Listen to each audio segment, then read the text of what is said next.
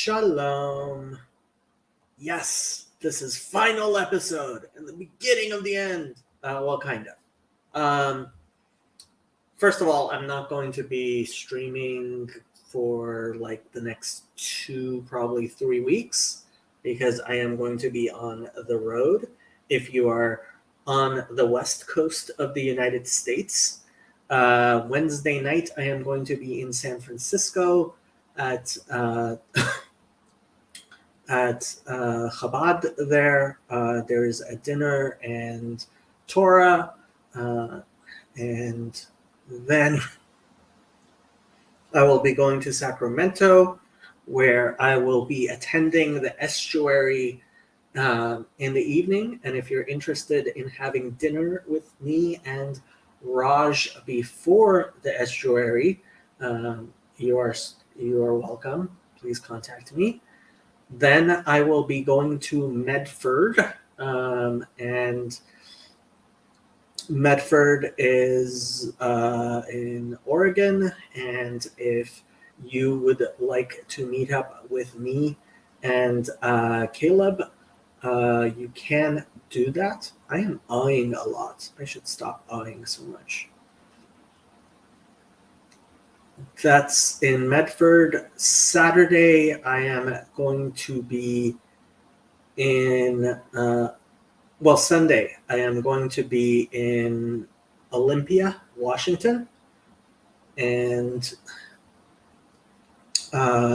if you're interested in meeting up with me, Antonio, Dominic, and anybody else in there, you can do that. I will then be traveling east through a lot of eastern Washington. So if you are anywhere over there in that area, well, you can let me know and I can see if I can fit you in. Then I am going to Reno, Nevada to meet up with a certain person in this little corner who is from Reno. And then I will be driving back to Los Angeles. So if any of those sound interesting to you, I would love to meet up with anybody who is seeing this. But I would also love it if everyone here would actually go to the link on Randos United, which is going to be the new channel where pretty much, hopefully, all the chatting stuff is moving. No Minnesota. Yes, in fact, it will not. I will not be going to Minnesota. But please, any of the moderators, you still have the ability to chat in the Federecci channel, but please move over to the Randos United channel and subscribe there, because that is where the chatting is going to be.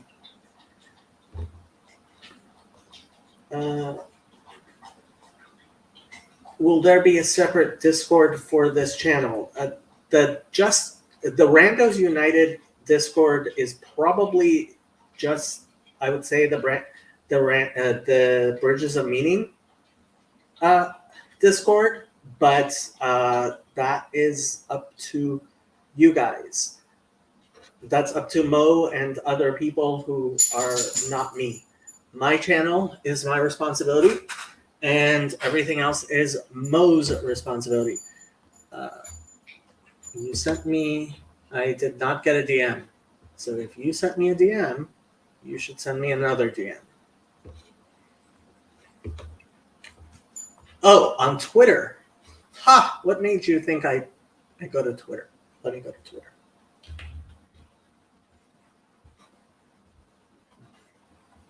I see.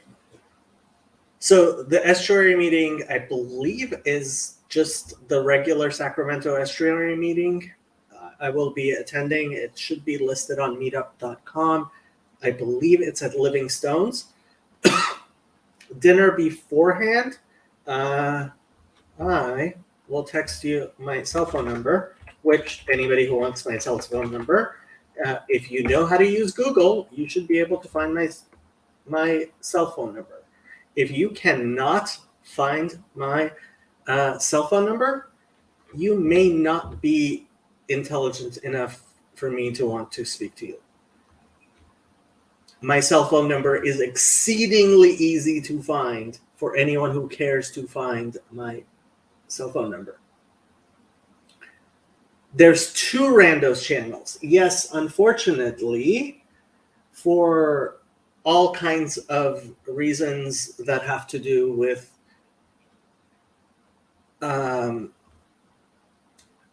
YouTube being stupid.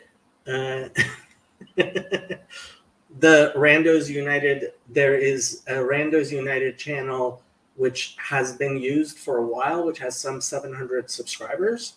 And there is a Randos United channel, which is quite likely going to be the new place where Mo and his organization will be having just chatting streams, including probably mine when I am streaming to that channel. So if you are interested in continuing to have these conversations, please move over to, I put a link, there is a link on my channel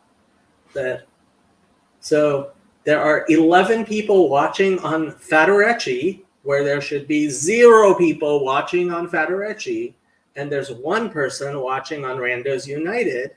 And all of those people should go over to Randos United, all 11 of you, and you should watch this stream there, where you can also click on the StreamYard link that is only there to join.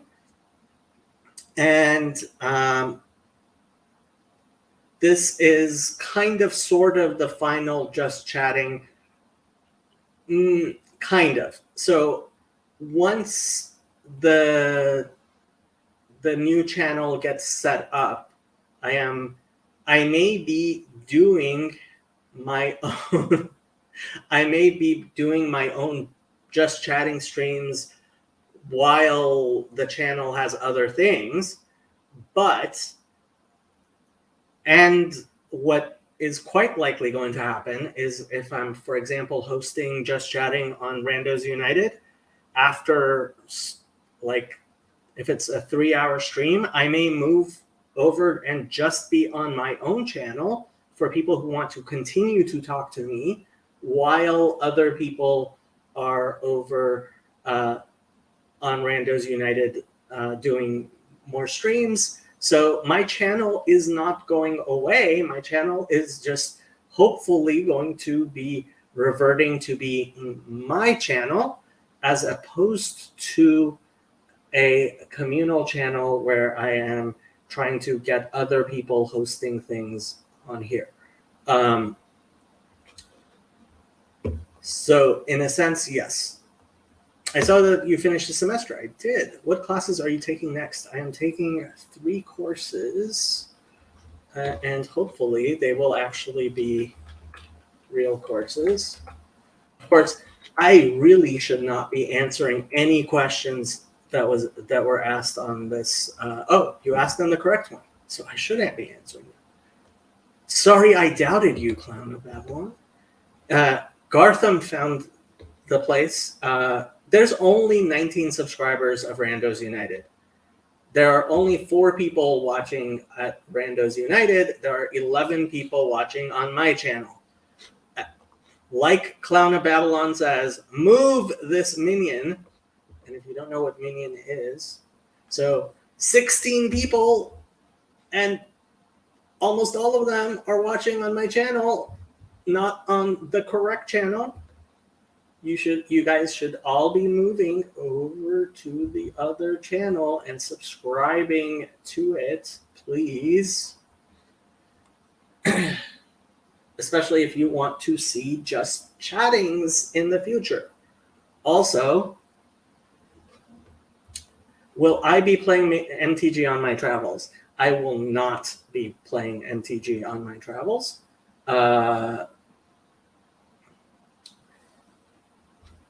Thank you, Prism Kite. I don't actually know you.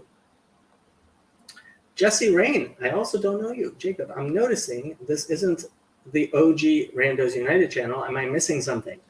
Yes. So YouTube is weird about Randos United and names and brand channels and user channels and stuff. So in order to have Randos United without the extra numbers and to be able to have other functionality, we have had to have a new channel. Mo and Jeff are still working out the details of what exactly they're going to do. And since the organization which is going to run the channel has not been officially constituted yet, even, it's not even clear, because once there is a board of directors, maybe the board of directors will like a different name. I doubt it. I'm guessing it's going to be Randos United. But again, yes, that is a new channel. Yes. Yes, we are in fact moving over to the Randos United channel as the communal channel where probably conversations will be had. As far as Jeff controls both channels, so it's still Jeff's channels, but if you even know who Jeff is, most people don't. But things are getting organized. Hopefully by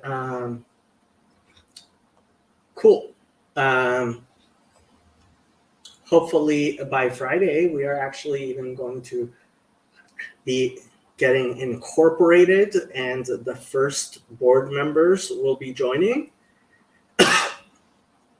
And that will be 2/24/23, and 2/24/24 is, of course, the Shabbaton that we are going to be having in Jerusalem next year. Put it on your calendars. If you can only make it for the weekend, you're welcome just for the weekend. But people who can stay earlier, who can come earlier, there will be plans to tour Jewish sites in Israel, and people who can stay later, there will be plans for Christian sites in Israel. We already are quite likely to have Paul Vanderklay there, and Zevi Slavin from Randos United is going to quite likely be there.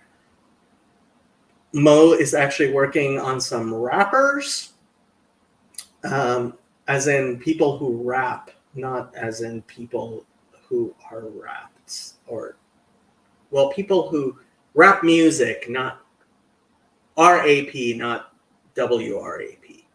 I hope that's clear. If anybody wants to join, if you go to the Randos United channel, there is actually a link to join StreamYard. There are plenty of people watching, so some of them may want to actually come on.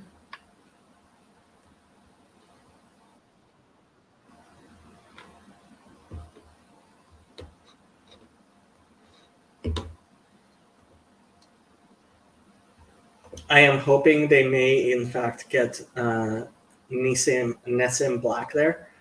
Yes, I should pin the link. Unfortunately, I am not an admin on that channel.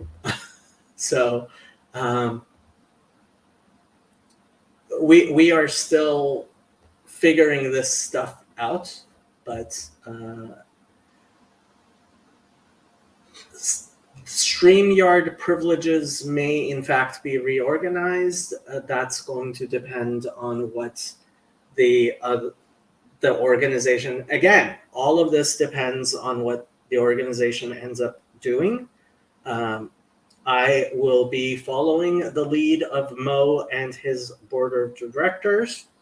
The board of directors has not been set yet. The mission statement has not been set yet. The statement of beliefs has certainly not been even formulated a little bit yet.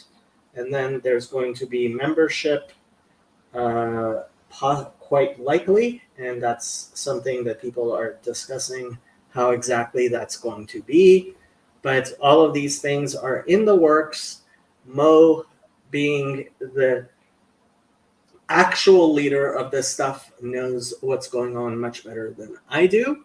I am going to support whatever Mo and the various people who are doing that will be doing. Yes, I noticed, Garth, that you were not using it. There are, I have had to shift things a few times. So things are being figured out. Cool, kind of neat. Yes, things are in fact being figured out, and we are hopefully moving forward.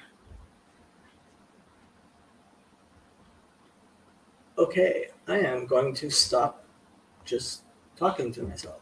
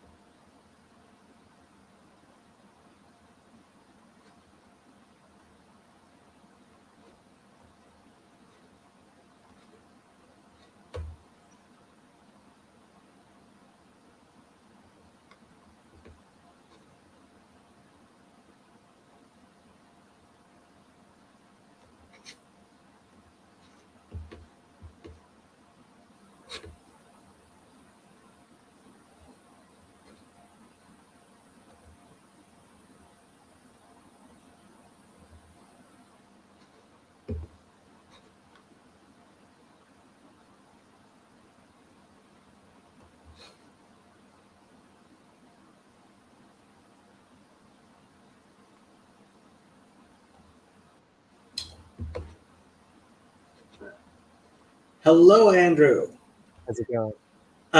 Mo's contact, probably the best way to contact Mo would be either through Discord. He is on Discord. He is on the Bridges of Meaning Discord. He is on my Discord. He is also on Twitter.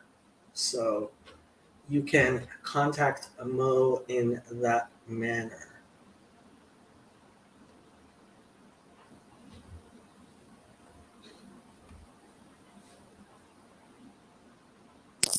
What's so funny? Nothing.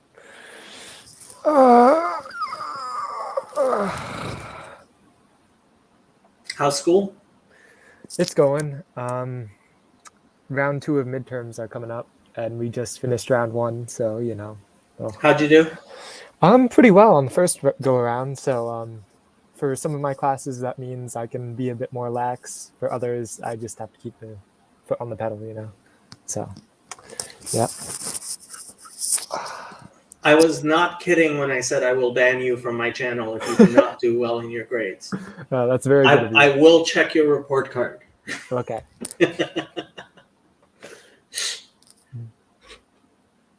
So, did you have anything on your mind that you wanted to speak about? Did you hear that Michael Heiser died? Oh, well, blessed be the true judge and I hope he repented before he died. um, well, I'm sorry to hear that. He was battling with cancer for a while. Now that he has passed away, it will be a lot easier to attack his positions without feeling bad about. Whenever he was sick, I kind of felt bad. I mean, this kind of goes back to that article I wrote yesterday. About like public figures versus individual human beings and humanity and adultery. But yeah, now that he is Saint Michael Heiser, I can attack him with the same fury I do other saints. It has been completely my pleasure. You should join to say hi. And it looks like you have a beautiful baby daughter, which makes me very happy. It looks like the name of the organization is in fact going to be Joyful Mother of Children Foundation.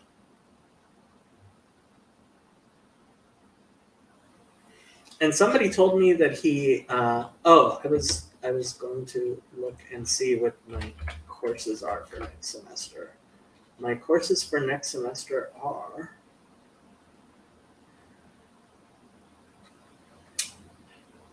Social Work 6101, Essential Skills for Social Work Practice, Social Work 6200, Human Behavior and Social Environment 1, and Social Work 6301, Social Work Practice Research 1.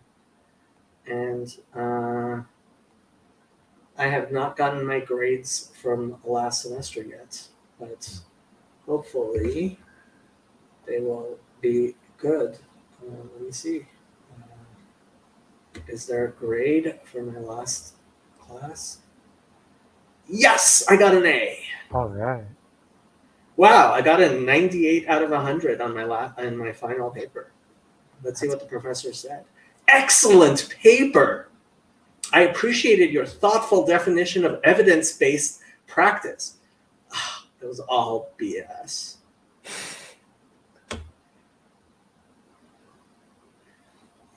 Well, and part of the problem, I did not include a conclusion, which is where she took the 2 points off, was because it was supposed to only be a 2-page paper, and obviously that the topic was much bigger than 2 pages.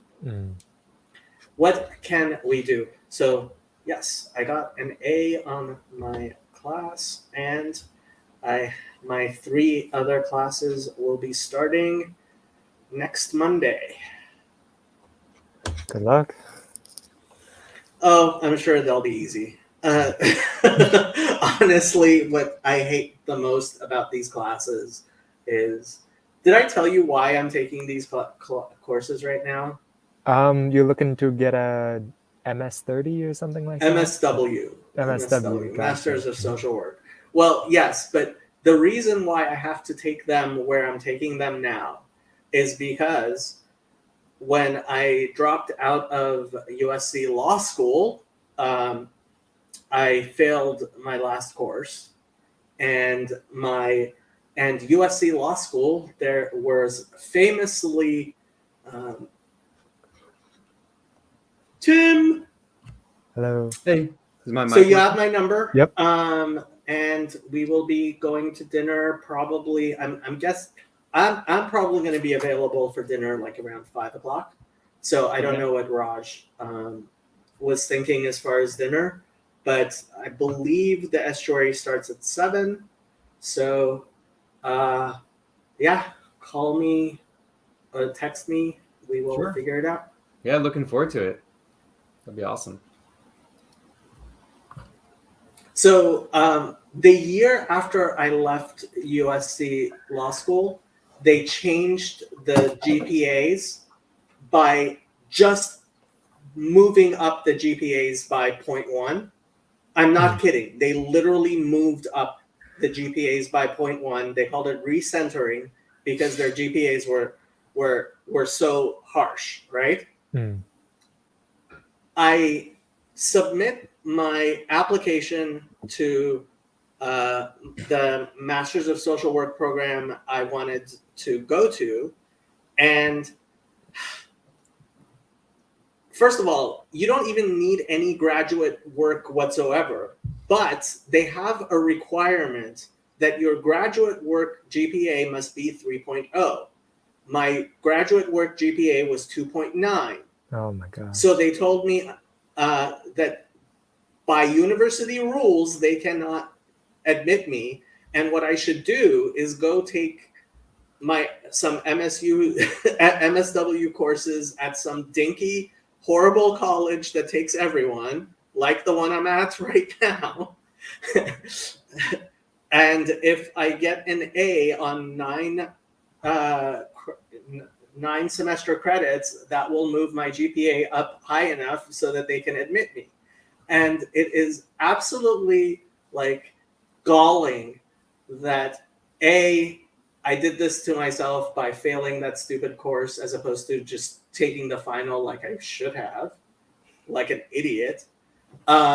B, that if like my GPA is just that much below, and C, that they're equating like, oh, well, your GPA at USC Law School was this, so here, take a dinky course at like nothing stupid graduate school, and we'll average those out as if there's some sort of equivalence between the difficulties of GPAs there. It's all rather insulting and galling, but what can I say? So glad I'm done with that. It's the dumbest thing because a lot of it is just jumping through hoops. It's literally just jumping through stupid little hoops that are brainless, that show no like actual ability to even understand the material. It's costly. Yes. Yeah. Oh, and this school like tuition is like twice the price of the school I wanted to go to. Mm-hmm. And it's yeah, and I'm paying for it all cash. Yes, Khezi, the final episode. Well, kind of, sort of, but things are moving over. By the way, Khezi, Mo is waiting for your response to the things regarding incorporation, so you should get back to him. Thank you for explaining. Was curious. Sorry you have to go through all this. Yeah, honestly, it's all just it's kind of weird and funny, but like it seems to me that instead of like making me take a bunch of stupid courses, you should be able to just test out of. So, okay, in order to become an LCSW, you have to get an MSW. You have to have 2,000 hours of supervised practice. And then you can take an exam to see if you qualify. I took the exam before I started, just cold. I had never seen the exam, just sat there, took a practice exam. And supposedly this practice exam was centered a little bit higher than the normal exam. And I passed it just cold.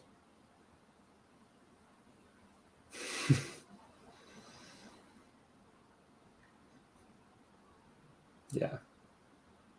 I feel like that kind of stuff when I was in college, it really frustrated me. Like the bureaucratic administrative aspect, it frustrated me so much. And just based on maturity level, I didn't handle it good. And I feel like now, today, I can handle that much better, Like, I think I could probably enjoy going back to school to an extent, because I would kind of treat that stuff as like, yeah, it is what it is, and it's kind of, part of the game. But it's just what you have to do. Yeah. By the way, Tayo and Chezi, please move on to the Randos United channel and have your conversations there. We are trying very, very hard. There's a link towards the top. We are trying very hard to move everyone over, even though, well, over half of the people watching, kind of over half the people watching moved over to the correct channel. The rest of you should move over to the correct channel, please. I have a question for you, Jacob. I have an answer for you, Tim. I don't know if it's a good one, though. So I listened to the rest of the your conversation with Father Stephen from 2 weeks ago, a week and a half ago, when he hopped into your stream. And I don't know a lot about this, especially like teachings about the Trinity and stuff like that, but there's a heresy I heard about called Sabellianism. Mm-hmm. And are you familiar with that? I've heard it. I don't remember what it was. Okay. How do you spell it? Sabellianism? I don't know. Sabellianism. And the basic gist of Sabellianism, which I heard in a podcast years and years and years ago, but it stuck with me. And in my head, what it is the idea that God basically puts on masks to be the different, that Jesus is God wearing a mask of a man. Modalism. He's in the mode. It's also called modalism. It's like he becomes the mode of being a man. Or let me go ahead. Quickly answer Rabbi Mullet. This is the final episode of Just Chatting for the next 3 weeks because I'm going on a vacation. Also, Just Chatting on my channel will be continuing, but most of the Just Chattings are going to be moved over to the Randos United channel. So there's a pinned link. Please click on that and go over to the Randos United channel and join and please chat in that chat, not the chat on my channel. You were saying, yes, so Sabellianism is apparently a form of modalism. Yes. So when you guys were having your conversation, I'm not educated on this stuff. It just brought to mind the category of Sabellianism to me, based on my understanding of it. So I wonder if you had any thoughts on that. Yes, I have many thoughts on that.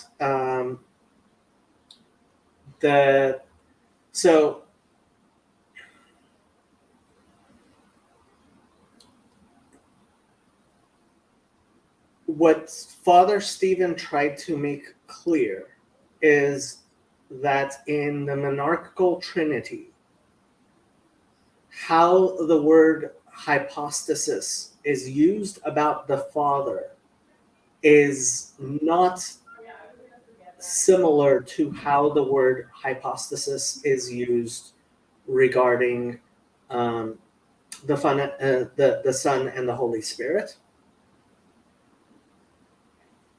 And that when an Eastern Orthodox Christian refers to God without any qualification, he is talking only about God the Father. And in discussing other forms of divinity,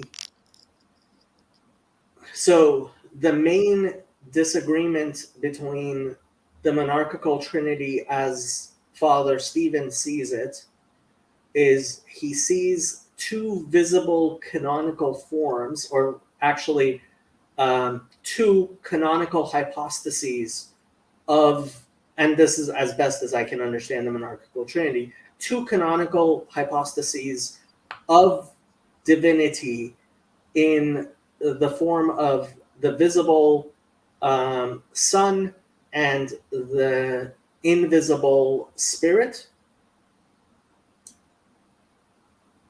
And whereas I would say that the hypostases of God do not have canonical forms and are, in fact, they're infinite and can only be referred to as the many. And if you are familiar with the philosophical, hello, Tiffany, the philosophical underpinnings of this question of the one and the many,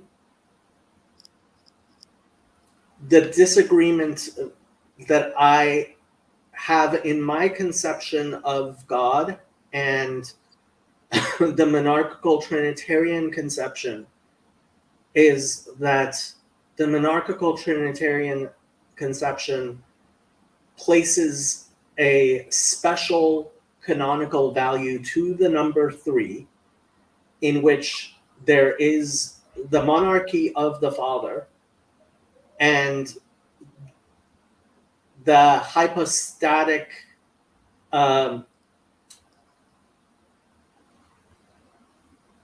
so let me just be clear when I use the word hypostases. So this is a hypostasis of cup, right? So you have the ideal concept cup, and then there's this hypostasis of cup, and there's this hypostasis of cup. Mm-hmm. And both of these are cups. Would you say that they're a representation of cup? Yes. Okay. I that use clears that it up for me. I think it was your term representation that brought to mind modalism to me when you said that, because it's like I am presenting myself as, Okay. So what is important to understand is that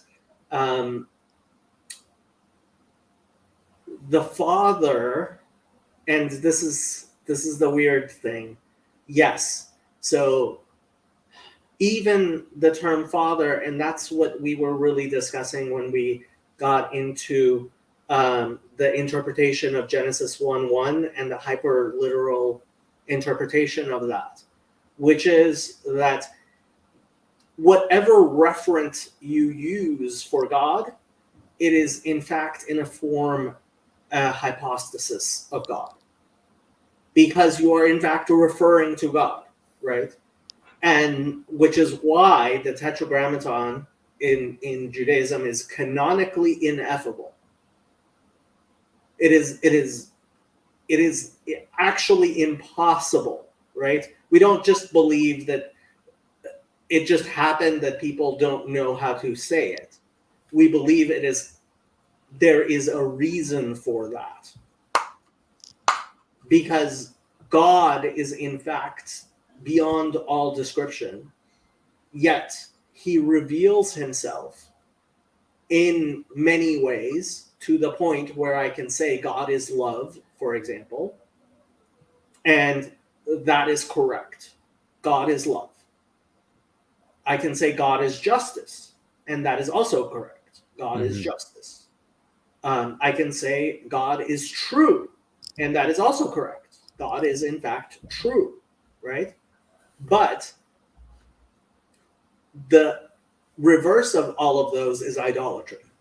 To say love is God is idolatry. To say love is justice is or truth is God, it is idolatry, right?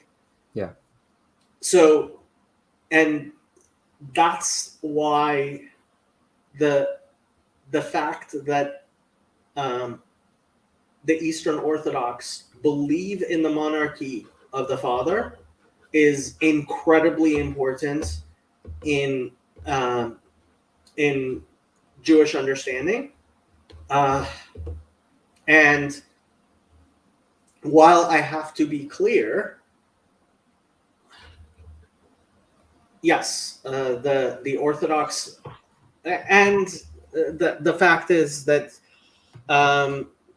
Father Eric says that he believes in the monarchy of the Father as well, and how he squares that with the filioque is a little bit harder than how Eastern Christians do, but yeah,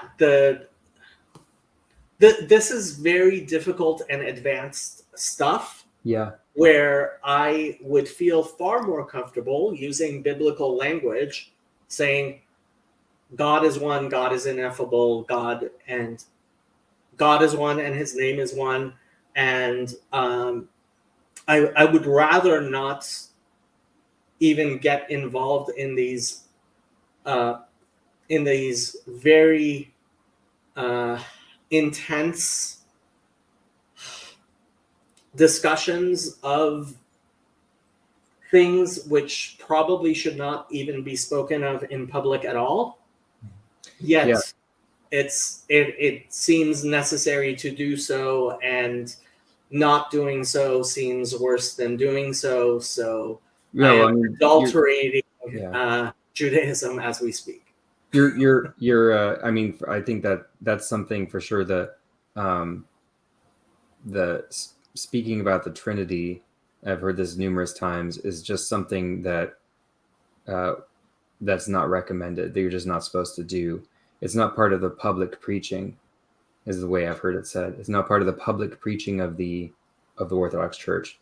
There's various things that are sort of those mysteries that are meant to be somewhat kept hidden, and part of that is probably that's probably part of the reason that it's kind of been unclear to me. It's just not something that's talked about a lot. And So you are Eastern Orthodox, right? Yes. How long have you been Eastern Orthodox? 2009 was when. Okay, so about 14 quite a years. while. Yeah. There's a prominent podcaster. He's since reposed, Father Thomas Hopko, blessed memory. He had a series of podcasts called "The Names of Jesus," and he spoke about these, the things you were just mentioning, all the things you could say about God, but he basically took the approach of describing all of the different titles that Jesus is given in the scriptures and also in history. And I think that, and his podcast on that actually helped me when you guys were having your conversation. It really kind of clicked a few things together for me that have been sort of rolling around in my head for a while, and I think clarified things. Although I was confused about the modalism thing also came up too, but because that was one of the things that Father Tom Hopko had talked about, was the different heresies regarding the Trinity. So, but anyway, that was really. I will say that among Orthodox people who are looking into these things, that Father Stephen's descriptions are pretty close to what I've heard. It's not.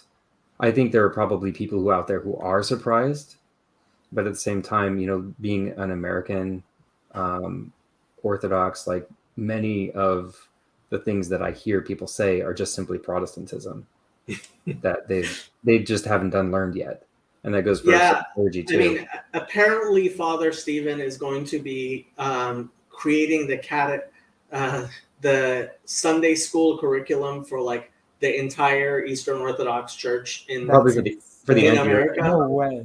Yeah. Ethiopians have the best Sunday school stuff. The best. I use it. I teach Sunday school, okay. And I use exclusively the Antiochians resources. They're really, really good at that.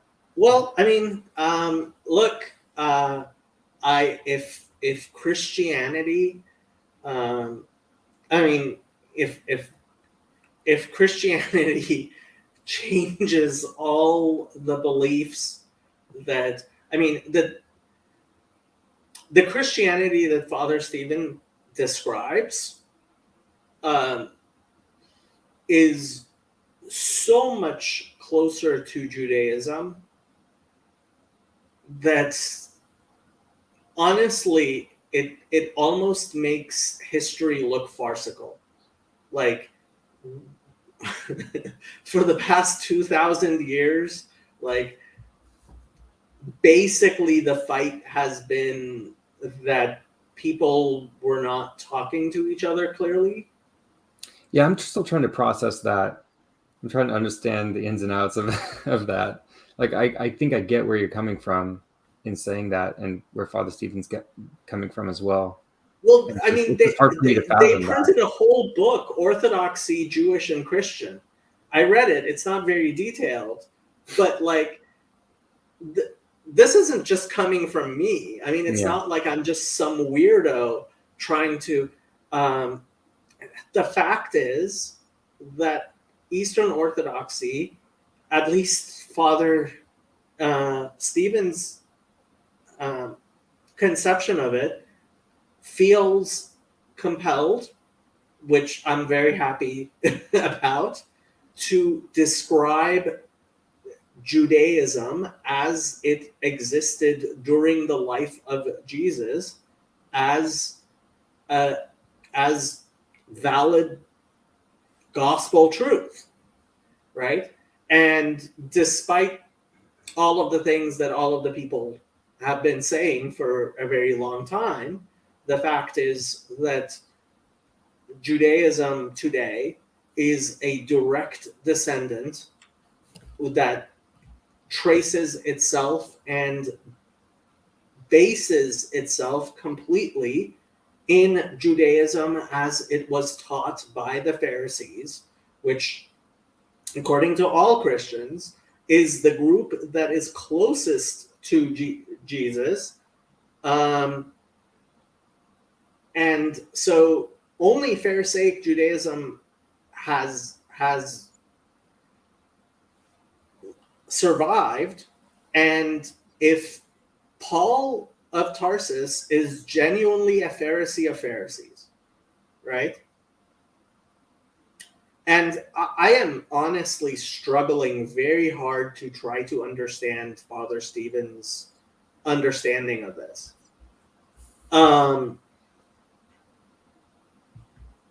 If what Paul of Tarsus is saying is truly Jewish, the way that, frankly, everything I know of Jesus's teachings is like, as far as I'm concerned, Jesus was just another rabbi, literally just another rabbi, right?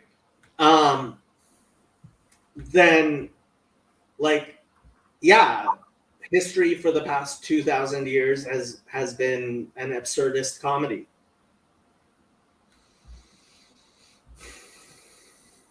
Yeah, I'm struggling with that. I don't know what to make of that. Me either. Yeah. I mean, come on. Like, when Father Stephen showed up on my channel, and he was like very confidently saying to Richard, "Yeah, you're not going to meet Jacob's challenge." I was like, what do I do with that? Like, here's a Christian agreeing with me that there is not a single prophecy of the Messiah in the entirety of the Hebrew Bible that was uniquely fulfilled by Jesus. How are Christians not burning him at the stake? I'm happy they're not. I am very happy that they are not burning Father Stephen at the stake. I just always assumed that all of Christianity would, because when I say Jesus hasn't fulfilled a single prophecy of the Messiah in the Hebrew Bible in a unique manner, all of Christians say, well, I mean, if I am in fact misinterpreting what he said, I apologize. But he told Richard, "You are not going to meet Jacob's challenge." That's what he said. So that that challenge is directly challenging my Sunday school education as a kid. No, Growing up hold on. Jacob's parameters. I mean, those are the parameters of my Yeah. challenge. The keyword is Show me uniquely. one prophecy of the Messiah from the Hebrew Bible which Jesus uniquely fulfilled. That's a very clear statement. I mean, you can claim that I am a horrible person who is saying this in bad faith and like has weird definitions, and you can make all kinds of ad hominem attacks on me, but when it comes down to it, yeah, Sunday school, like, come on. A rabbi with great hair. Jesus was a rabbi with great hair. We don't know if Jesus had great hair. How do we know if Jesus had great hair? I am actually guessing that Jesus did not have as long of a hair as he's always, because why would he have a blurit, Chazi? Why would any good Jew have a blurit, Chazi? I'm just pulling his line. Because he has a blurit. So. The challenge directly. So I grew up in a fundamentalist Christian community, and I went to a Christian school, and I distinctly remember it was probably in 7th or 8th grade where there was a whole unit on the fulfillment of prophecies, of Jesus's fulfillment of prophecies, and then there was like a mathematical calculation about how unlikely it would be that he fulfilled all of these prophecies, right? And this is just kind of the approach, and your challenge directly contradicts that approach, that specific approach. But I'm not educated in this stuff in Orthodoxy as far as like, what an Orthodox person would say to that, to your challenge. But I haven't encountered people making those kinds of approaches that I grew up. That's just not the kind of approach that I've heard. So, yeah, I mean, I have to say, Jordan, I really don't believe that you understood Father. You did not understand Father Stephen how I understood him, and either you have him wrong or I do. I would suggest reading, going back and listening to what he actually said, because I genuinely believe what I believe he said. So go ahead, Andrew. I mean, for me, it's less of a scandal, although I know if I was still Protestant and, was still at my Lutheran high school, it'd definitely be more of a scandal. Because I think this is in City of God, where from St. Augustine, where he describes prophecy as like unities of time. And I know he's getting that from Neoplatonism, because that's what Plotinus says as well. He's saying that all of these, Plotinus is drawing from Greek paganism, but he's saying that all of this whole prophetical tradition, like the Sibylline books and whatnot, they're all just unities of time, like narratives or whatever. So I don't know. I mean, I would agree with that. So I don't know if I've ever showed you this before, but the top is the Hebrew word sheker, which means falsehood or lie. And the bottom is the Hebrew word emet, which means truth. Okay? Now, this is the Hebrew alphabet. The first letter is on the top right, and the last letter is on the bottom left. So the first letter of the alphabet is the first letter of the word truth. The last letter of the alphabet is the last letter of the word truth. And smack dab in the middle of this page is the letter M, which is the middle of emet. Okay? So you see that emet on the bottom, right? First letter of the alphabet, middle letter of the alphabet, last letter of the alphabet. And all of these have legs, in that if you were to create an actual figure of them, they would stand. Whereas sheker, first of all of these letters would fall over. They would not stand. And they are taking out the very last letter of the alphabet. They are the three next last letters of the alphabet. So, like, the concept of emet in Judaism is, in fact, eternity, right? So truth is that which is always true, that which was, is, and will be. And in fact, the Tetragrammaton, right, is in fact a form of the verb to be in Hebrew, okay? And God says, I am becoming that which I am becoming, however you want to translate ehyeh asher ehyeh, right?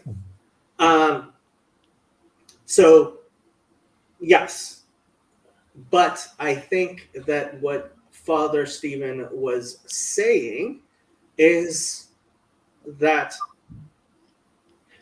while the words that the prophets speak is true, especially those that we would say are in the 24 books of the Hebrew Bible, these are words of truth. And so they have historical resonance. What he was saying is that's not the purpose of the books, and I would agree.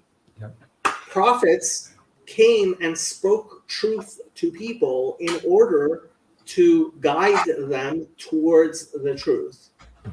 Yep. Right? Yep. And they weren't just predicting what the future would be. Because if the whole point of prophecy was, hey, look, I'm a fortune teller, right? First of all, fortune tellers would be prophets, and they're not.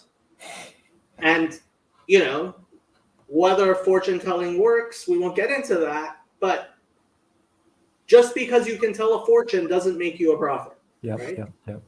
Second, and I have to say, I think the book of Jonah, the reason why the book of Jonah is the climax of the Jewish liturgical year is because it is, in fact, that important to all of understanding all of Torah, right? We read the entirety of the book of Jonah, all 4 chapters, as the final Bible reading at the close of the Day of Atonement, right? So it's the spiritual apex in a very real way of the entire Jewish spiritual life.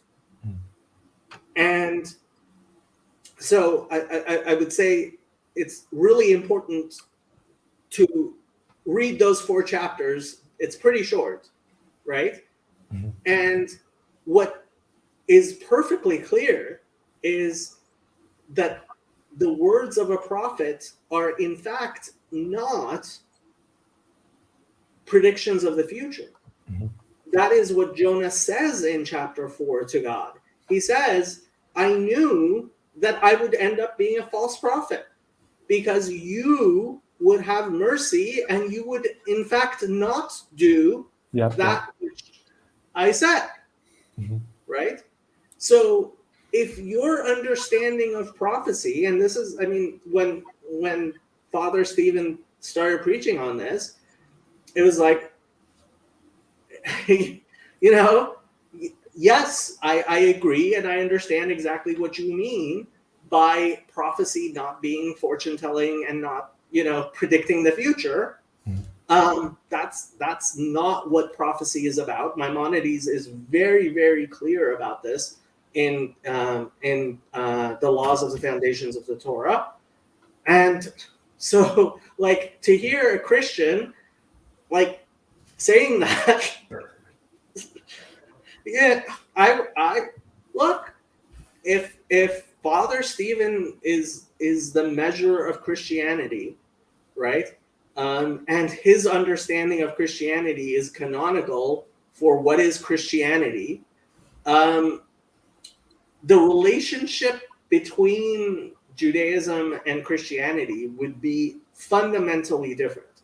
This is one of the things I've been trying to get a Messianic Jew to come on my channel so that we can very clearly hammer out why, if I had a synagogue, I would kick him out of it, right? And we don't kick people out of synagogue very easily. And the fact is, the way that Father Stephen explains all of Christianity, I'm not sure he could get kicked out of an Orthodox synagogue.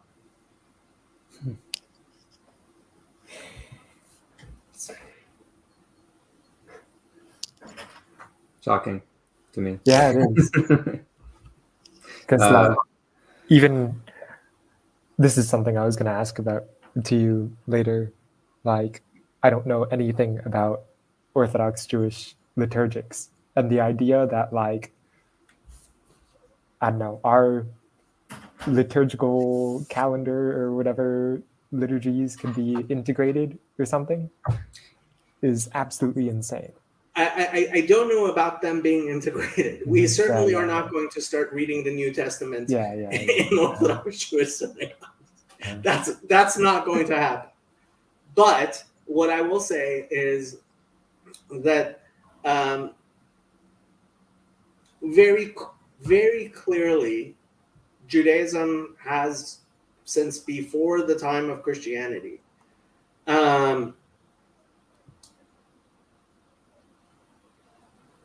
very clearly, Judaism has had very different understandings of what it is necessary for a Gentile to be in correct relationship with God, and what it is for a Jew to be in a correct relationship with God. And I think you see that very clearly in Acts 15. And so, and you also see it in the book of Jubilees, which the Ethiopians have in their Bible, right? And so that is very, very clear. And so it should not be weird to think that Orthodox Judaism could be in communion of sorts with Eastern Orthodox Christianity. In fact, I mean, on my Discord server, I don't know if you read the article by Rabbi Adin Steinsaltz, but Rabbi Steinsaltz, in a very real sense, could be compared to a patriarch within Orthodox Judaism, right? Like he could, in some sense, be compared in some, at least by some groups within Orthodox Judaism, to being like the ecumenical patriarch, right? Primus inter pares type thing, right? With almost as few people under his care, huh? That's partially the problem, yes, but let's put it this way: Adin Steinsaltz's translation of the Talmud into English is what is available on Sefaria, and being a translator of the Talmud to not only English, he in fact translated it to many different languages.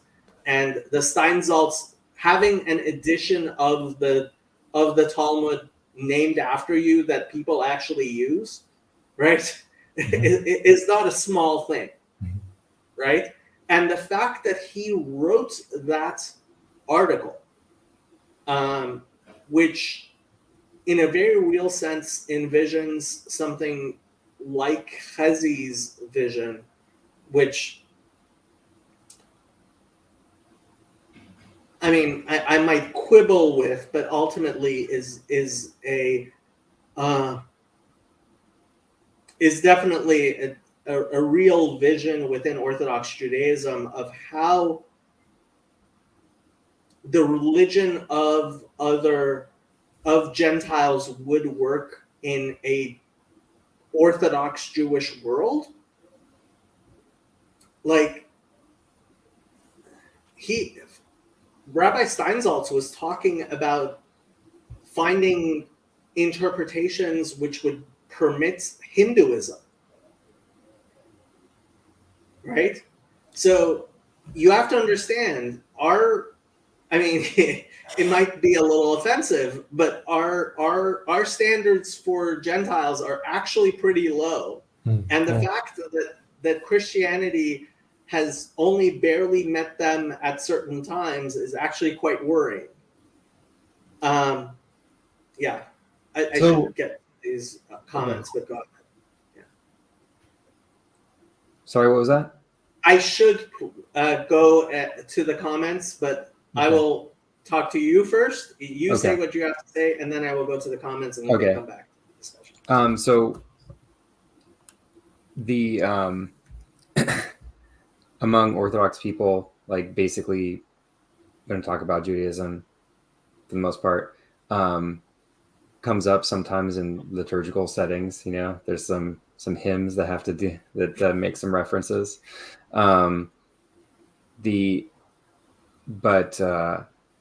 People who are exposed to people who are from Orthodox countries, from Romania, Russia, Greece, and all of these places. The anti-Semitism in Russia is, and that's what I was going to say. It's like, okay, I haven't lived around Jews, and these people have lived around Jews, and they have their perspective.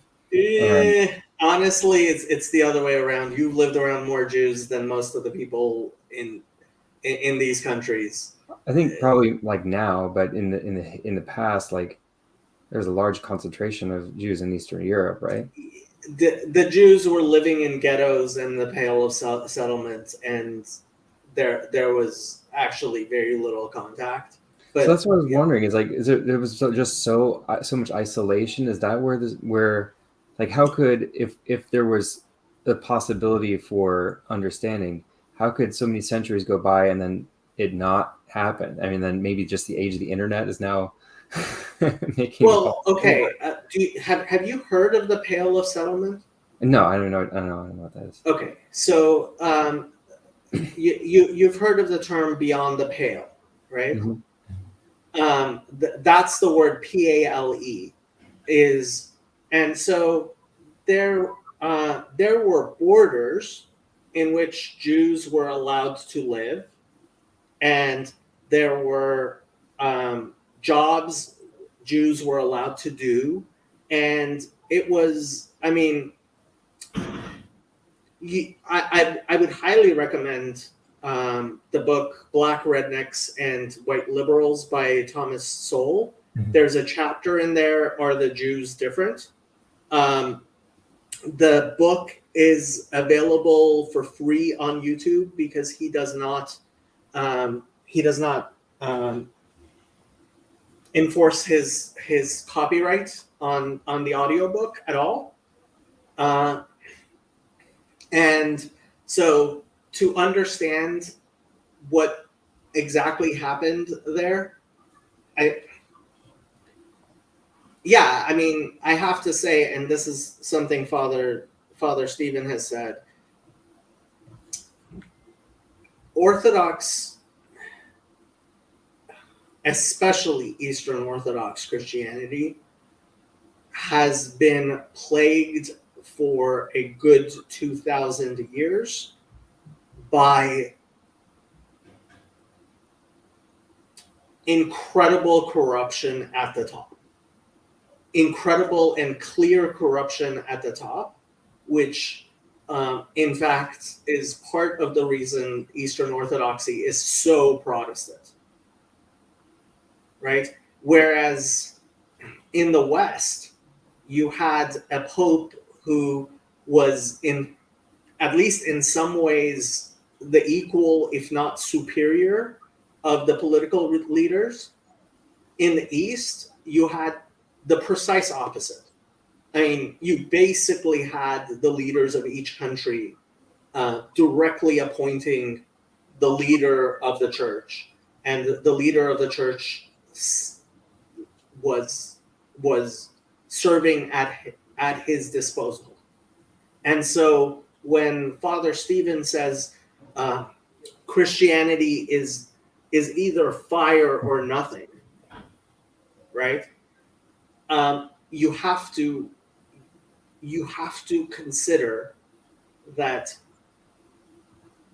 the hierarchy of Eastern Orthodox Christianity is very much inverted from the Catholic hierarchy. The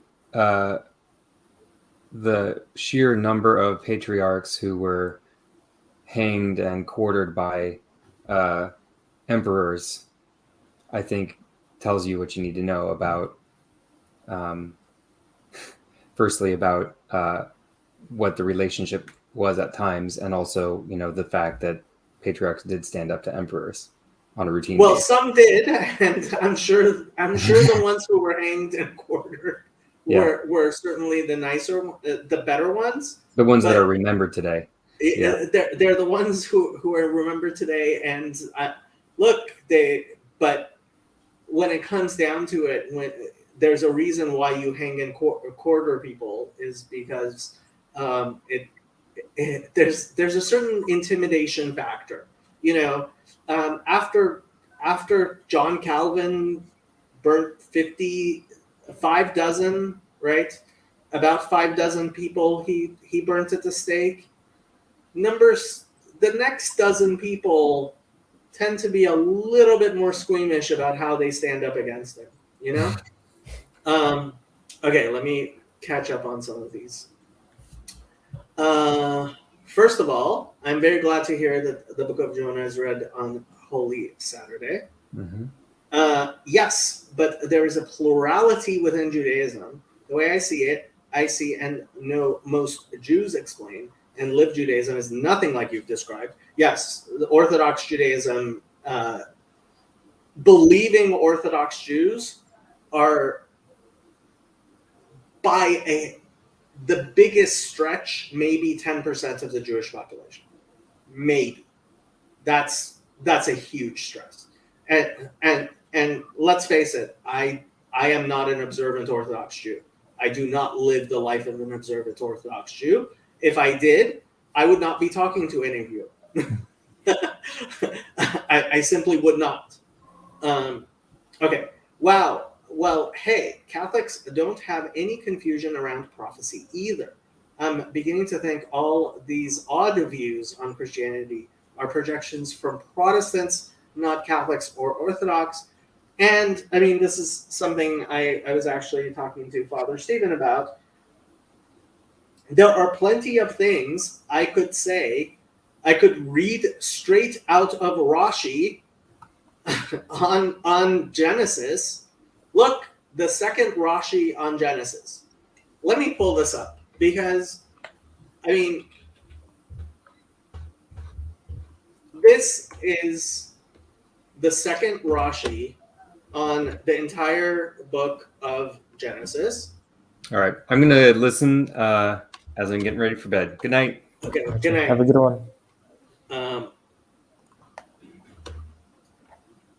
Okay, so this is Rashi on Genesis 1:1. Let me show it. So Safaria has this listed as Rashi on Genesis 1:1.1.2. Okay? Chumash Rashi is literally the very first thing you teach a Jewish child in an Orthodox environment. The first thing. So every 5-year-old is supposed to have read this Rashi. Okay? and I'm sure they didn't understand it. But in the beginning, God created. This verse calls aloud for explanation in the manner that our rabbis explained it. God created the world for the sake of the Torah, which is called the beginning of his way, and for the sake of Israel, who are called the beginning of his increase. If, however, you wish to explain it in its plain sense, explain it thus. At the beginning of the creation of heaven and earth, when the earth was without form and void, and there was darkness, God said, "Let there be light." The text does not intend to point out the order of the acts of creation, to state that these were created first. For it is, if it intended to point this out, it should have written, "Berishona bara et hashamayim." At first, God created. And for this reason, because wherever the word Reshit occurs in Scripture, it is in the construct state. He gives several examples. Similarly, here you must translate Bereshit bara Elokim as though it read Bereshit bero, at the beginning of God's creating. A similar grammatical construction. And he gives another example, and he gives another example, and he gives another example, and Rashi's are actually usually very short, but he is giving This is one of the longest Rashi's in the Bible, right? And he says, if it is so that you assert that this verse intends to point out that heaven and earth were created first, you should be astonished at yourself.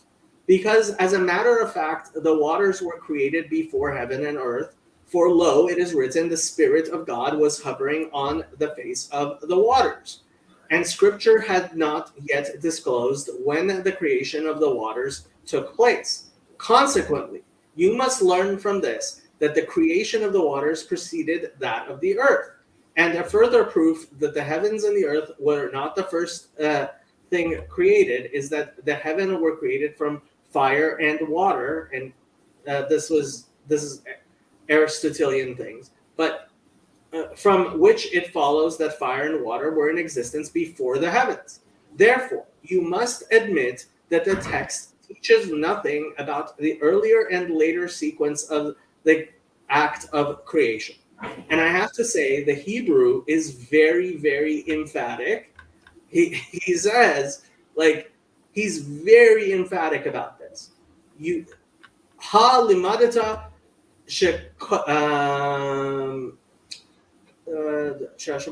al korchacha lo limad hamikra seder hamukdamim vahamucharim klum. You are forced to admit that the verse does not teach the which came first and which came latter at all, right? It's very emphatic. I could read this Rashi in many a synagogue and have, including Orthodox synagogues, and have the entire congregation lose their mind. That's because they don't know Rashi. That's not because Judaism does not teach what Rashi is saying. What Rashi is saying is very clear, and it's perfectly in line with Judaism. And frankly, if anybody else had written it, there would be people who would be calling it heresy and burning the books. But guess what? It's Rashi. So, like, the difference between what people in the pews think and what Judaism actually teaches is real. Like, and it's real in every religion, right? It's the people are people, and they people all over the place, and that's just how people are. Okay. Most modern people are far from Orthodox practice, no matter the particular religion, correct? Protestants, when talking about the Catholics, tend to describe their own denominations and nothing that has any bearing on the Catholic Church, which I think is amusing. Yeah, okay. You see much of Father Stephen's understanding even into the 20th century with thinkers like Balthasar. I am not familiar with Balthasar. Comparing popular understandings of Catholics with Catholic like Balthasar is silly, like I was just saying. Did I not actually put this up on the screen at all? I read this whole thing and I supposedly had it ready and I was like showing you guys and I didn't actually have it on the screen at all. That's shows you what a smart guy I am. You gave a very good explanation, though. Okay, if you think Orthodoxy and Judaism are compatible, then visit your local Orthodox parish and speak with a priest. I did, Davey. I think you'll realize how Stephen the Young is a fringe figure. I actually went to church with Richard and mentioned Father Stephen, who is a friend of the priest. church, the priest at the church that I went to with Richard. So, I mean, okay, you want to say he's fringe? You can say he's fringe.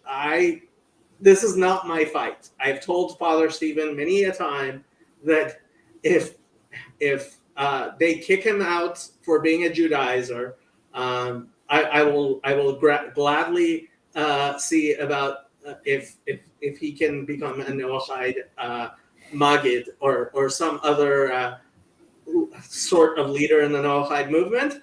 But yeah, he seems to claim that the Orthodox Church actually likes him. I have zero investment in that being untrue. In fact, I have a lot of investment in that being in fact true. I hope Father Stephen in fact becomes the ecumenical patriarch. Frankly, I hope he becomes the Bishop of Rome. That would make me very happy if Father Stephen became the Bishop of Rome. Chazi says, just recognize the source, La ilaha illallah. Yes, or as I translated it to Hebrew, Lo Eloah Ella Ha Eloah, which is basically the exact same words. And yes, we agree. What are the differences between Orthodox Christian monarchy, divine right of kings, compared with Hebrew monarchy? Wow.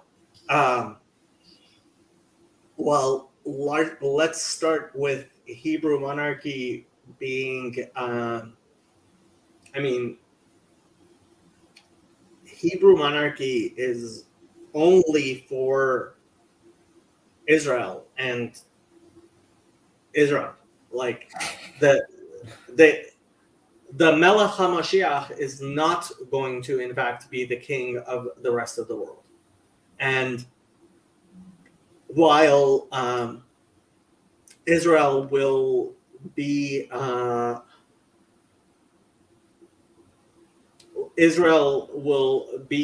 nation of priests and acknowledged as such when the Messiah comes, that does not mean that we are going to rule over the rest of the world and that the rest of the world will do things the way we do it.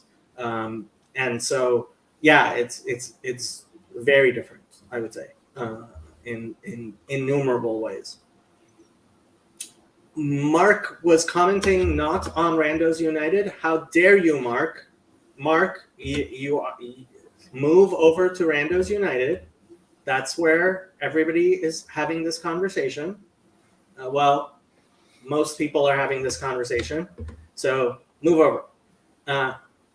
Guile says, okay.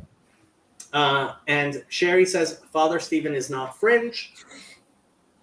That sounds good to me. I am going to get some water. I will be back. You keep people entertained, Andrew. All right.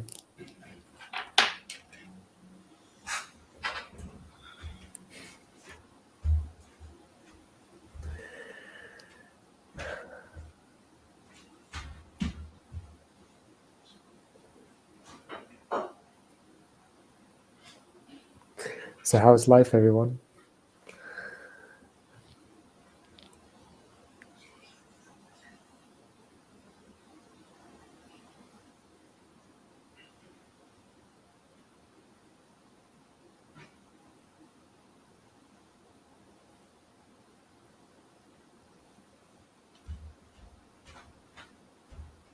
Watch any good movies? I really like. I don't know. I think his name is Tartovsky. Um, he has these two movies that I've watched, and I should probably watch more of them.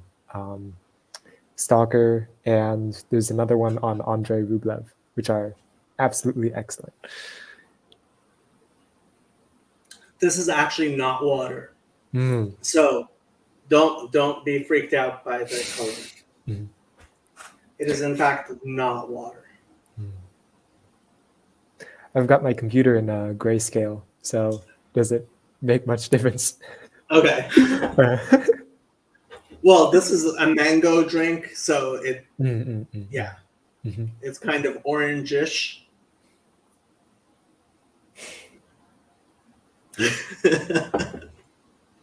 Fraudwith says it could be water if you were in Idaho, in Ohio. Sorry. Yeah, East Palestine. I am glad to hear life is good, Sherry.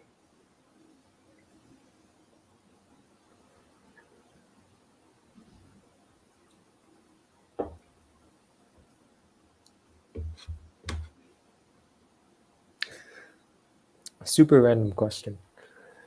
Super random question. Yeah, Okay. yeah, super.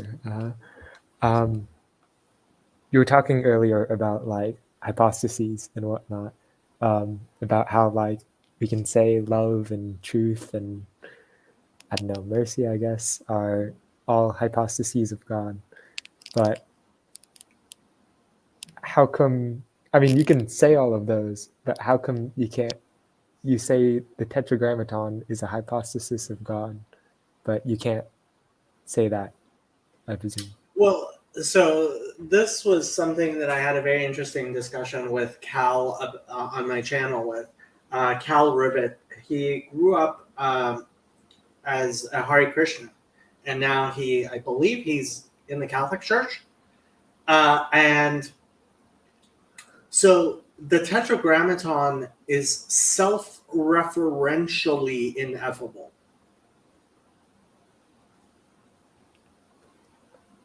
I presume you can't tell me why, huh?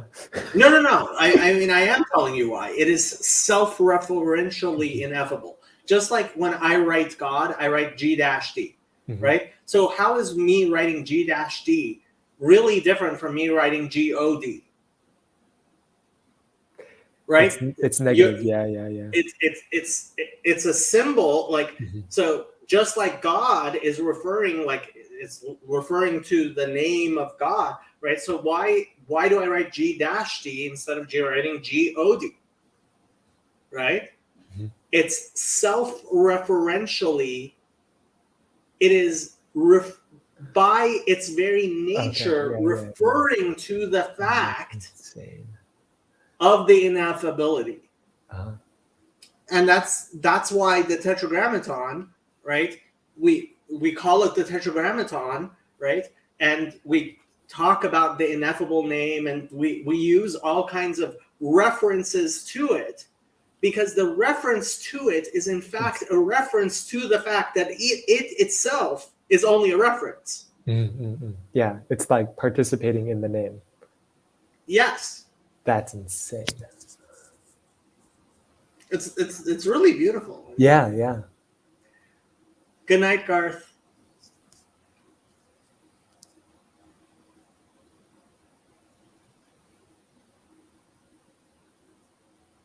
So actually, a Tsar, which gets translated as prince, is more like the denotation of prince rather than as in principal or first, than it is the connotation of the son of the king.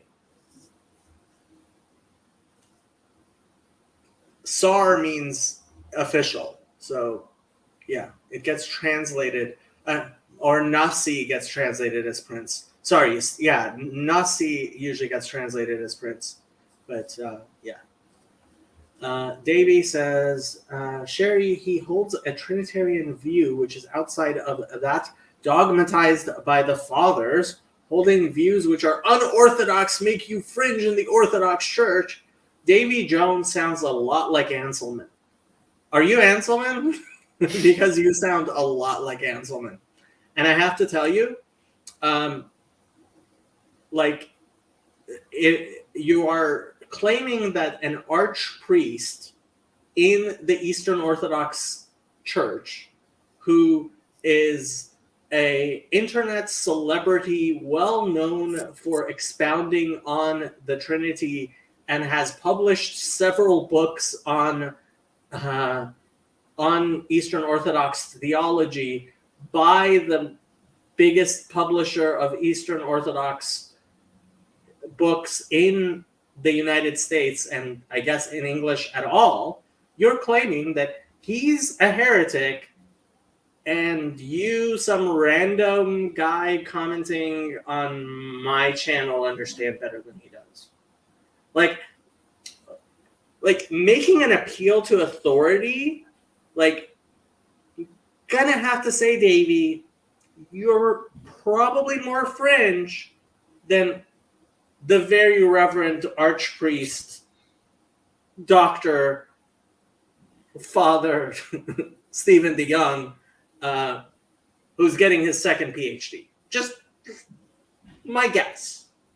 So, good night, Sherry. Night. Yeah, I am not coming all the way down. At the Divine Liturgy, we chant Father, Son, and Holy Spirit, the Trinity, one in essence and undivided. Davey,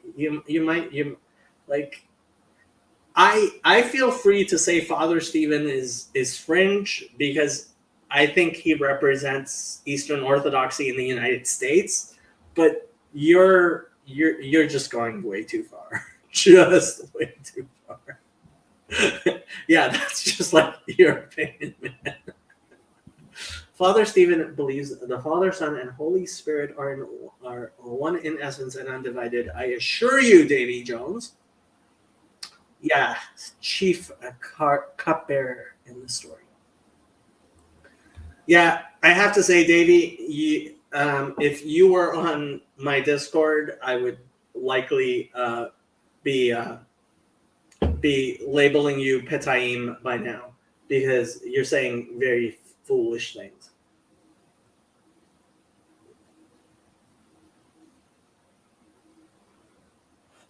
There's a difference between having an opinion and being an idiot.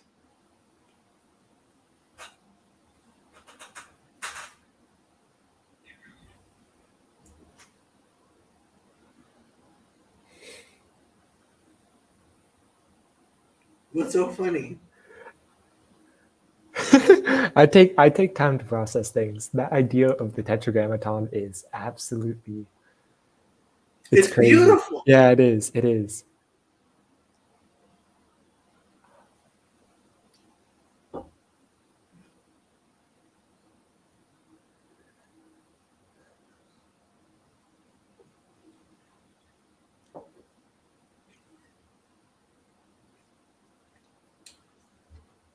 I'm definitely going to have to think about it more.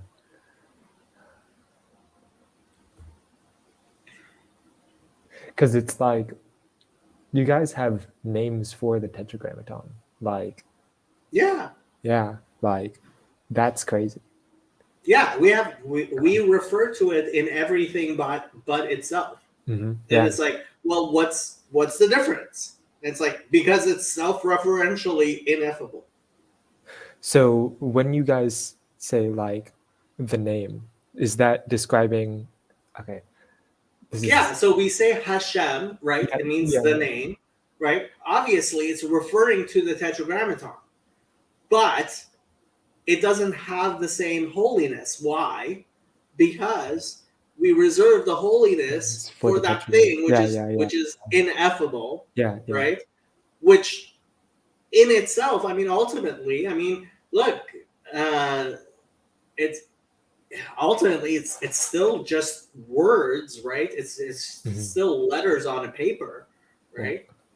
But it's that self-referential Yep. and practical, like, yeah, there is a reason we don't say Yeah, because that just ruins the beauty of it.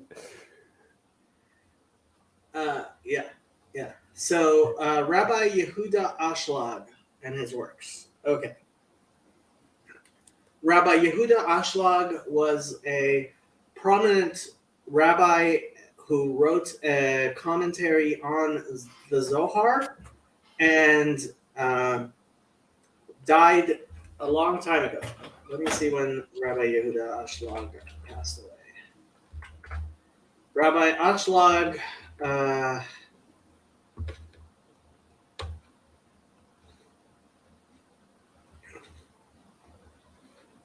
oops, there we go. Okay, so Rabbi Yehuda Ashlag died in 1954, and he is known for his commentary, the Sulam, which literally means the ladder. And he was a very, very prominent and well-respected and beloved rabbi who is broadly, very broadly respected. Now, the reason why you are asking me about him is because a cult named the Kabbalah Center is claims to be teaching the teachings of Rabbi Yehuda Ashlag all over the world. And in fact, they are a horrible cult. No one should ever have anything to do with them. And I'm guessing B'nai Baruch is similarly related to the Kabbalah Center. Unless it's something even worse than what I think. No. Yeah, it's another. Yeah, this is Michael Laitman. Okay, yeah. Yeah, it's related to the Kabbalah Center.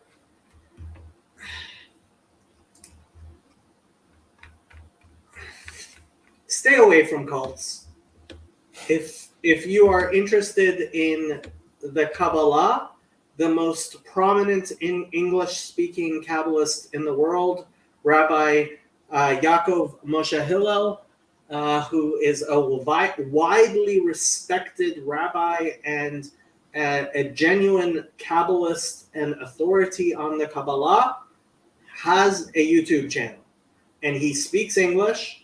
And you can go to his YouTube channel, which has 3,000 subscribers, and you will be bored out of your mind because he says precisely what you would expect a great Kabbalist to say, which is precisely the same thing every other rabbi in the world says. But I wasn't asking because of them. I wanted to know what your thoughts are of the Sulam commentary and how it is viewed in mainstream Judaism. I personally, not having studied the Zohar, because I am not competent to study the Zohar, do not have any sort of opinion on the Sulam commentary myself. It is an accepted commentary on the Zohar, and which is widely studied outside of the Kabbalah Center. So, yes. And yes, it never hurts to call the Kabbalah Center a cult. Yes. So that's the Kabbalah Center for you. And here, I will actually find Rabbi Hillel's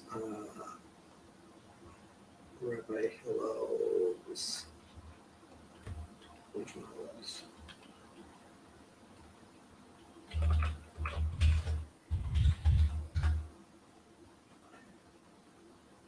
His channel is called Straight from the Heart.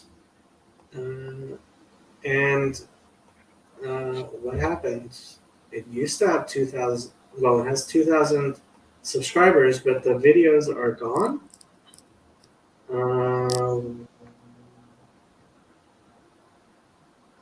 I have no clue what happened to all of his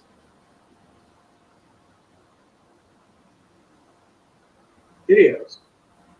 They appear to be gone.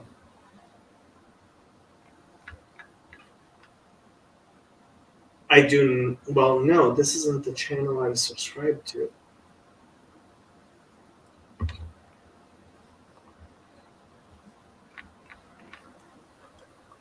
Let me see what's going on here.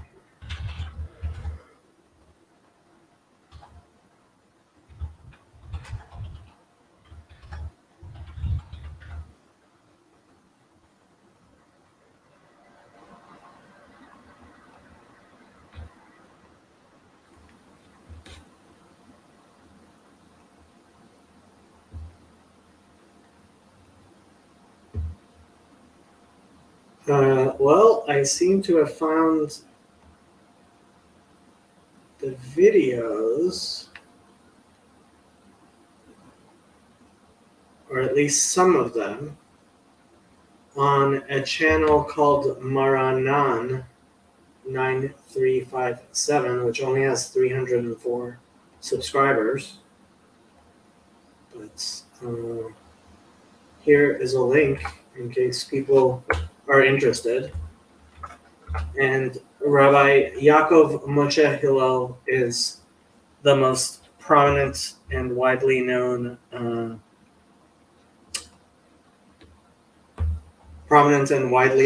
English-speaking Kabbalist in the world, and he is a genuine authority on the Kabbalah and a Mekubal, and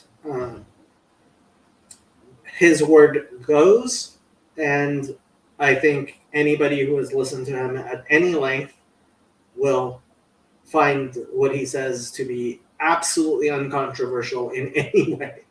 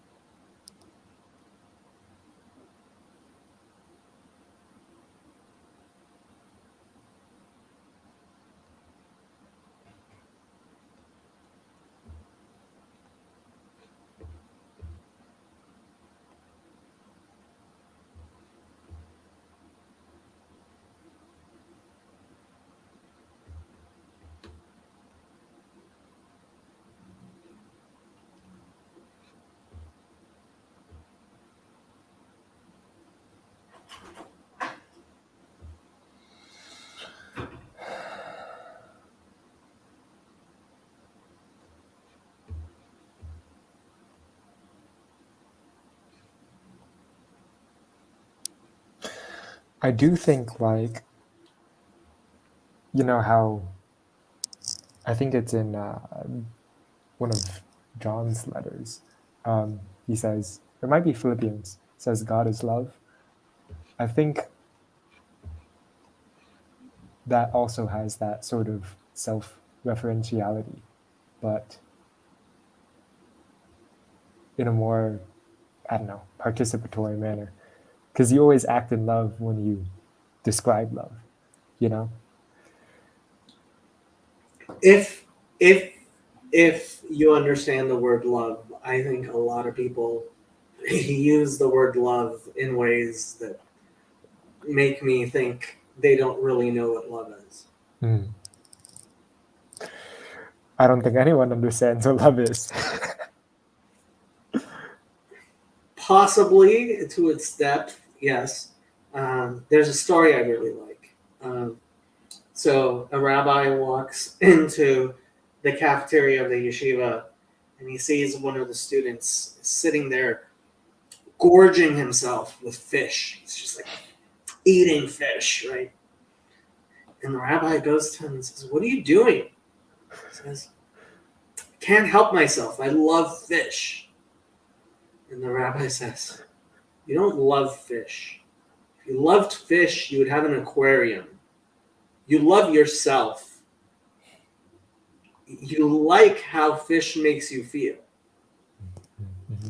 Yep. You're exactly right.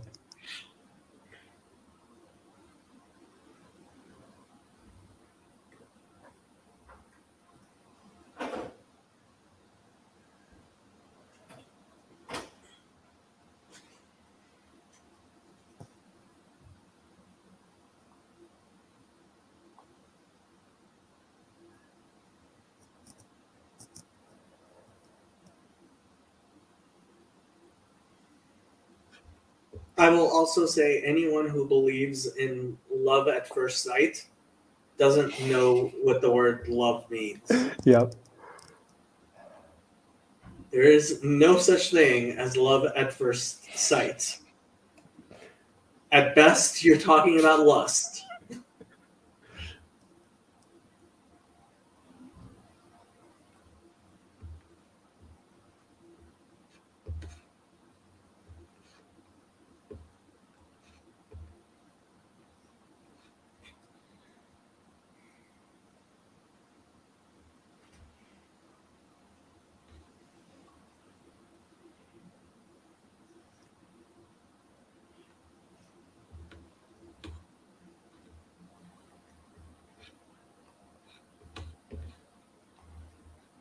Have you read anything from a particular bigot? Goes by the name Edward Gibbon. I have no idea who Edward Gibbon is, but let's see.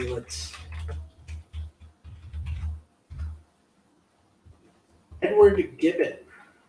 He's an 18th century historian, writer, and member of Parliament.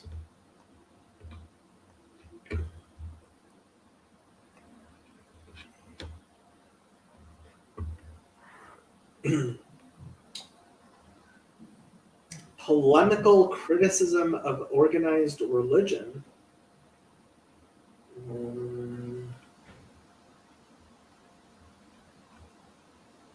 Thwarted romance already doesn't sound good. Work.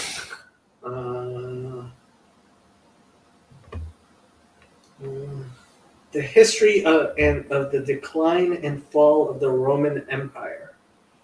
After several rewrites, with Gibbon often tempted to throw away the labors of 7 years, the first volume.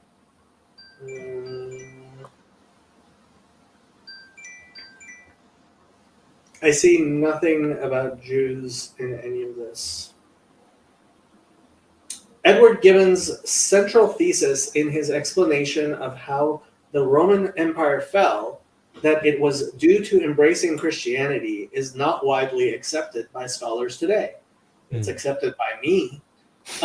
Gibbon argued that with the empire's new Christian character, large sums of wealth that would have otherwise been used in the secular affairs in promoting the state were transferred to promoting the activities of the church. Yeah, that's complete BS. However, yeah, that's obviously not true. But I do believe that Christianity eating up the Roman Empire is in fact a let us read Obadiah. Obadiah only has one chapter.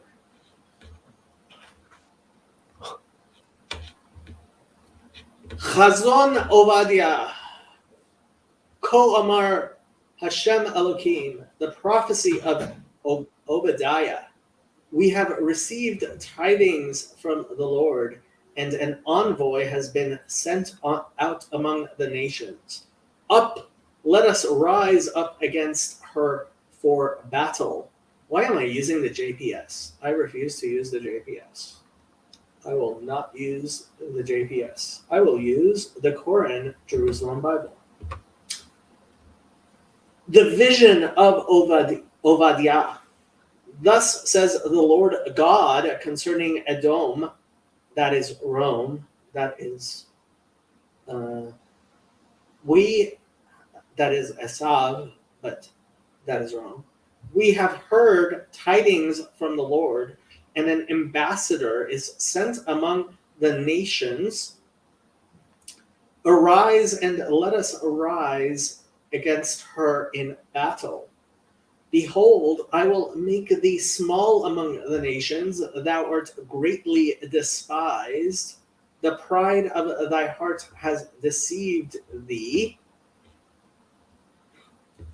Thou who dwellest in the clefts of the rock, whose habitation is high, who says in his heart, who shall bring me down to the ground? Though thou dost soar aloft like the eagle, and though thou dost set thy nest among the stars, from there I will bring thee down, says the Lord.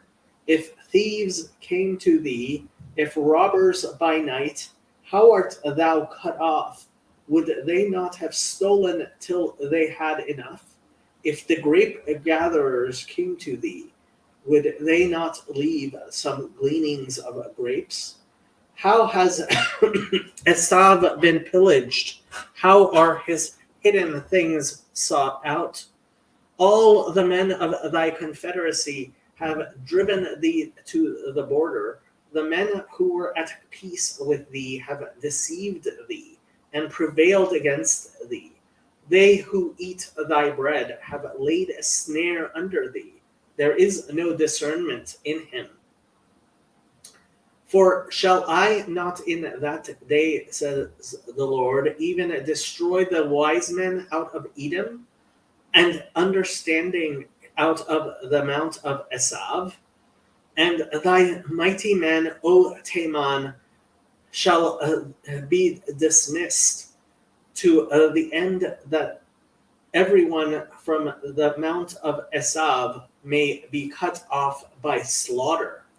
For thy violence against thy brother Yaakov, shame cover thee, and thou shalt be cut off forever.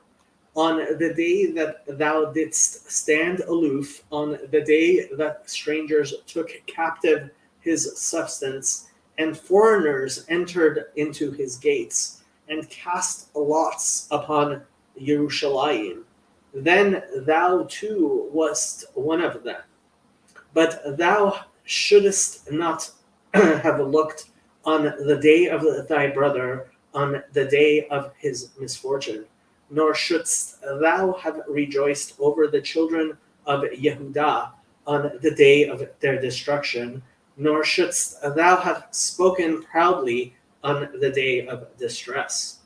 Thou shouldst not have entered into the gate of my people on the day of their calamity, nor shouldst thou have been among those that looked on their affliction on the day of their calamity, nor have laid hands on their substance on the day of their calamity.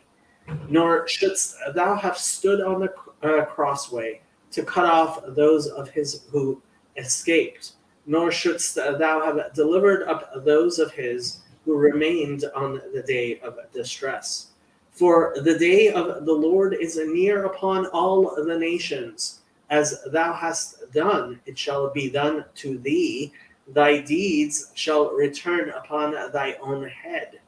For as you have drunk upon my holy mountain, so shall all the nations drink continually. Indeed, they shall drink, and they shall swallow down, and they shall be as though they had not been.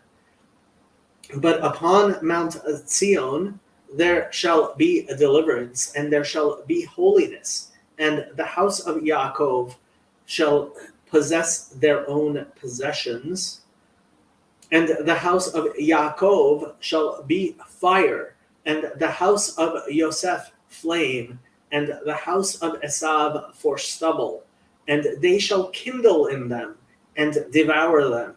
There shall not be any remaining of the house of Esav, for the Lord has spoken it. and they of the Negev shall occupy the mount of Esav, and they of the Shephelah, the land of the Pelishtim, and they shall occupy the field of Ephraim, and the field of Shomron, and Binyamin shall occupy the Gilad. And this exiled host of the children of Israel, who are among the Kenaim as far as Tzarfat, and the exiles of Jerusalem, who are in Sepharad, shall occupy the cities of the Negev, and liberators shall ascend upon Mount Zion to judge the mountain of Esav, and the kingdom shall be the Lord's. Va'alu amashiyim b'har Zion lishpot et har Esav, v'haita l'Hashem hamelucha. That is commonly cited text of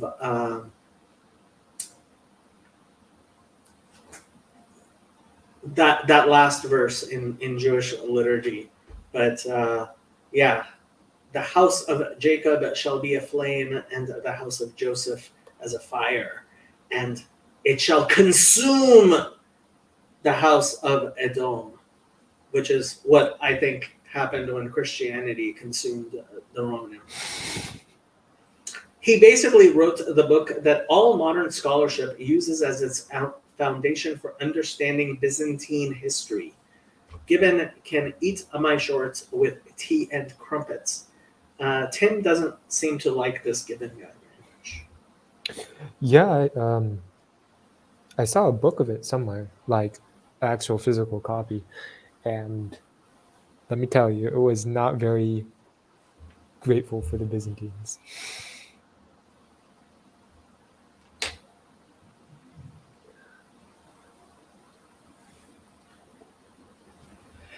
I am no expert in the history of Byzantium.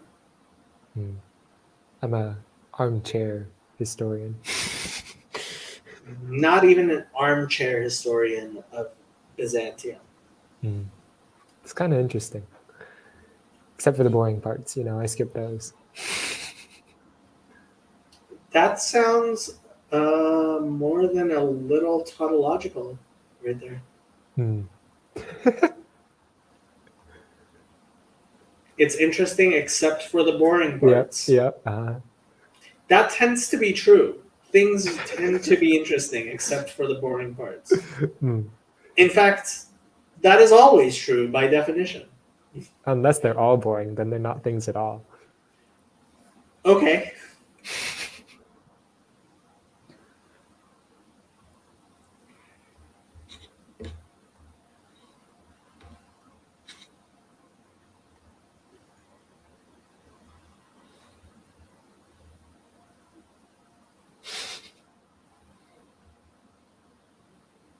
Making some bold statements there, Broadway.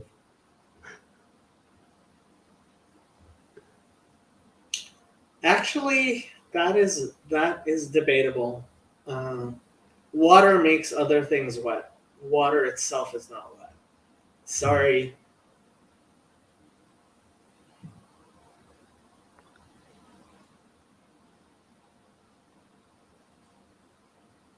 This whole world is turning upside down now.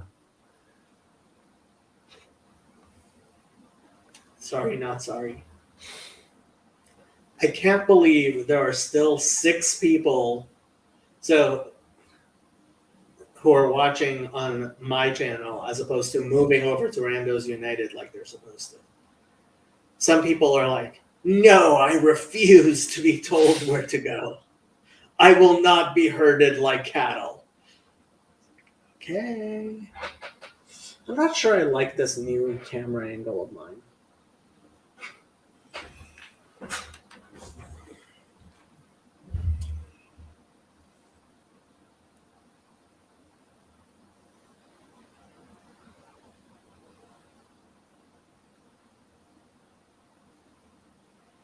Roman says yes. I don't know yes to what. Oh, he commented on my own channel. He refuses to be herded over to the other channel.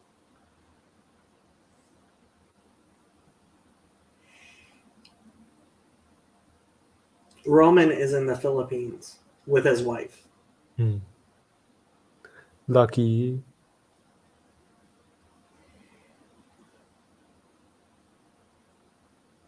It is not good for a man to be separated from his wife.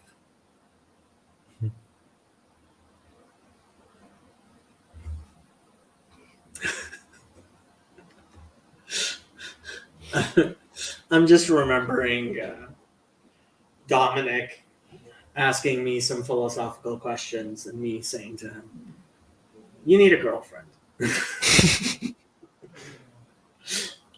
And he said, "That's what my dad says." Your dad's a wise man. He says the same to me. Your dad tells you need a girlfriend? Yeah. Mm-hmm. You need a girlfriend. You should get a girlfriend. Yeah. There must be some nice girls at the local Coptic church. Yeah. The priest's wife should be setting you up. No.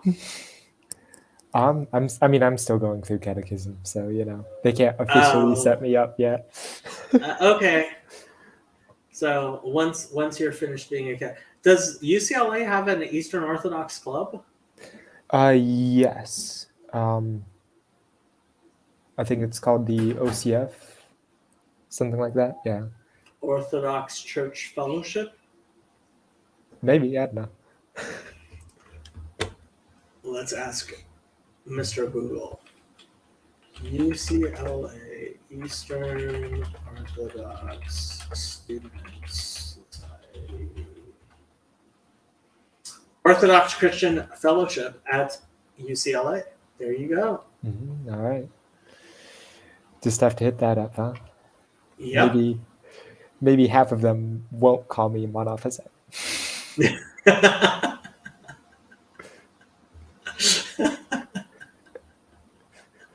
That's hilarious.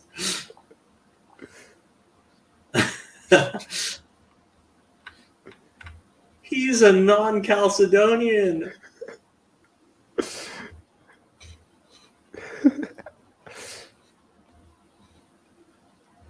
Let's see. How many chapters of OCF are there in Los Angeles?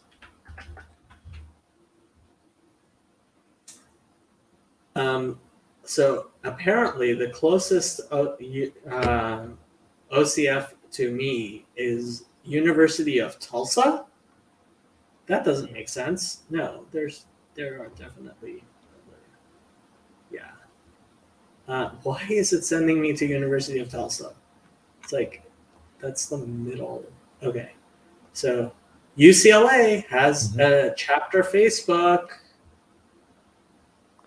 Yeah, I've actually got the president's email or whatever. 34 whatchamacallit? 34 following. Hey, is this group still active at UCLA? My daughter is a freshman and looking to find one. Please let me know and any information to connecting. Thank you. This is the first post. I'm telling you, Andrew, it's fate. It's funny. I hang out with a bunch of Protestants because I used to be Protestant. I want to know what not to know, and I'm pretty sure the person I talked to is like, I don't know, he's officially a minister. He's kind of just like a organizer or whatever for the club at UCLA. And he said that he had a friend whose daughter was going into UCLA as a freshman and wanted to know the Orthodox whatever groups there. So I'm pretty sure that's the same person. She seems pretty cute. Yeah? Okay. I guess I'll have to start going. I'll DM you her picture. Mm. Where were you? Trying to see corgis. Yep. Okay.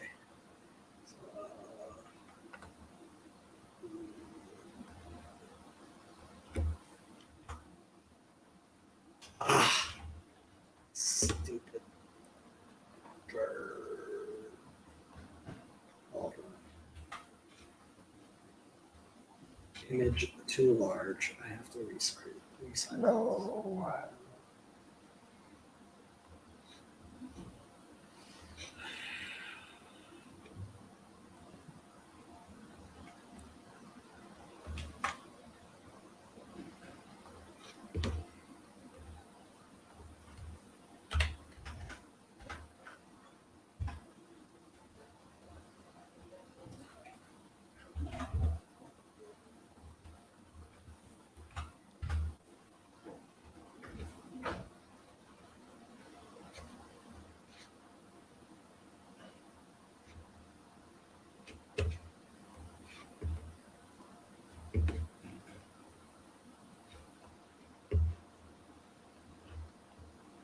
She does seem pretty cute.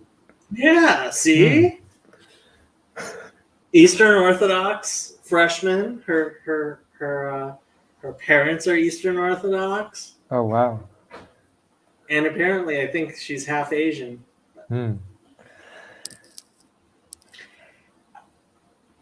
Just saying. Just saying.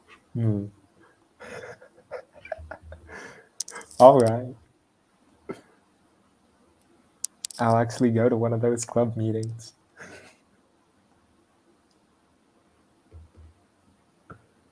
There you go. See? There's a reason why you're in college. To find a girlfriend. Now you really sound like my dad.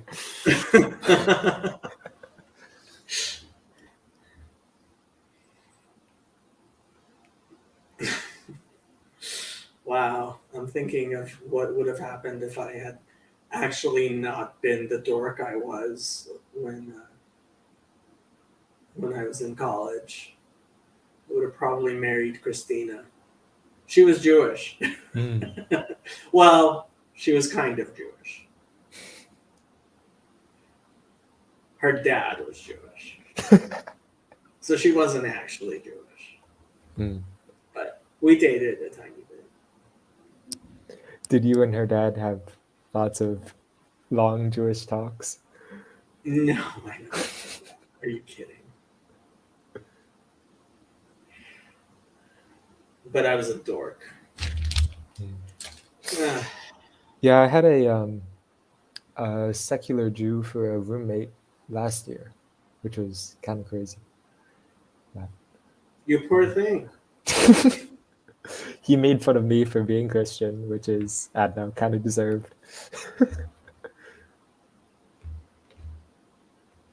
So apparently there's also an OCF in Orange County, but it doesn't say like which college. And it has no Facebook page, unlike the other ones. There are not a lot of OCFs, are there? I don't think so. Because you tend to get like clubs for specific autocephalous churches, like Antiochian or whatever. Yeah, their page Pan Orthodoxy actually doesn't have. It just gives you gives you a what you call it. Just gives you a error. Pan Orthodox. Let's see what Pan Orthodox is. The Pan Orthodox Council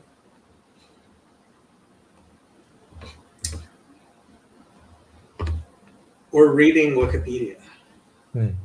Officially referred to as the Holy and Great Council of the Orthodox Church, also sometimes called the Council of Crete, was a synod of set representative bishops of the universally recognized autocephalous local churches of the Eastern Orthodox Church held in Crete. The council sat from 19 to 26 June 2016. I'm guessing the Coptic Orthodox Church was not No, there. no. But We were under the Muslims. the primates of the local Orthodox churches convened in Fenner, the residence of the Ecumenical Patriarch, and reached a decision. The Holy and Great Council of the Orthodox Church will be convened by the Ecumenical Patriarch in Constantinople in 2016, unless something unexpected occurs.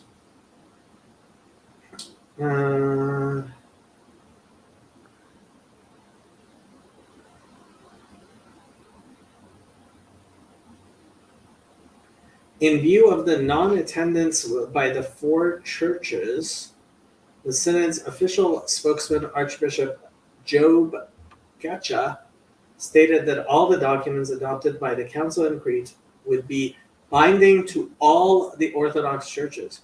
Which churches didn't come?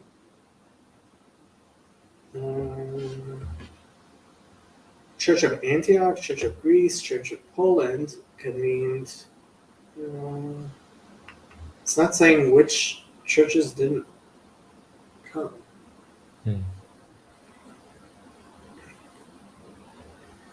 Church of Antioch issued a statement concerning the Crete Council that stated that the documents adopted by Crete were not binding for the Patriarchate of Antioch. The Church of Antioch recognized the Synod as a preliminary gathering. The Synod of the Russian Church, Moscow Patriarchate, passed a resolution that designated the Crete Council as an important event in the history of the synodal process. So apparently also not recognizing it.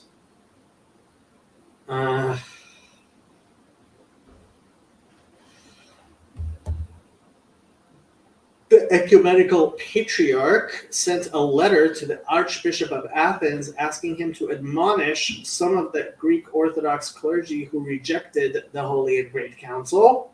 According to the document, Patriarch Bartholomew reserved to himself the right to sever ecclesiastical and sacramental communion with those clergymen if Greek ecclesiastical authorities decided not to act on the Patriarch's request to discipline them. Interesting. And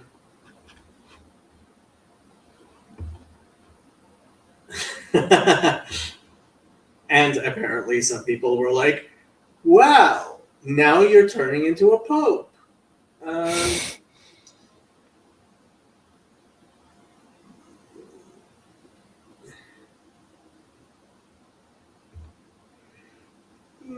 So churches that did not attend, Church of Antioch, so that is Father Stephen's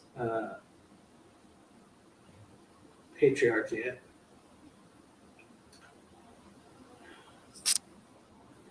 Qatar, okay, so apparently Jerusalem and Antioch can't agree on Qatar. Church of Georgia, the Orthodox Church in America was not invited. So sad. It's because the OCA is like a sub whatever thingamajig under the Orthodox Church of Russia, but Constantinople doesn't recognize it. So, and Constantinople is the big one. So yeah, I've read some rather harsh things about the Ecumenical Patriarch on the OCA webpage. Man. The Russian Orthodox Church pulled out because of her belief that the council is not truly pan-Orthodox without the Antiochian, Bulgarian, and Georgian churches. The Bulgarian Orthodox Church pulled out due to disagreements on some of the texts already approved for the synod meeting, and specifically that those texts would not be subject to editing in the course of discussions, though that seemed to be a misunderstanding since all documents were open for discussion and other churches weren't ready to and did amend them. So, yeah, not sure what their problem was, but apparently Patriarch Kirill was part of the problem, Oh. as he often is. Yeah, yeah.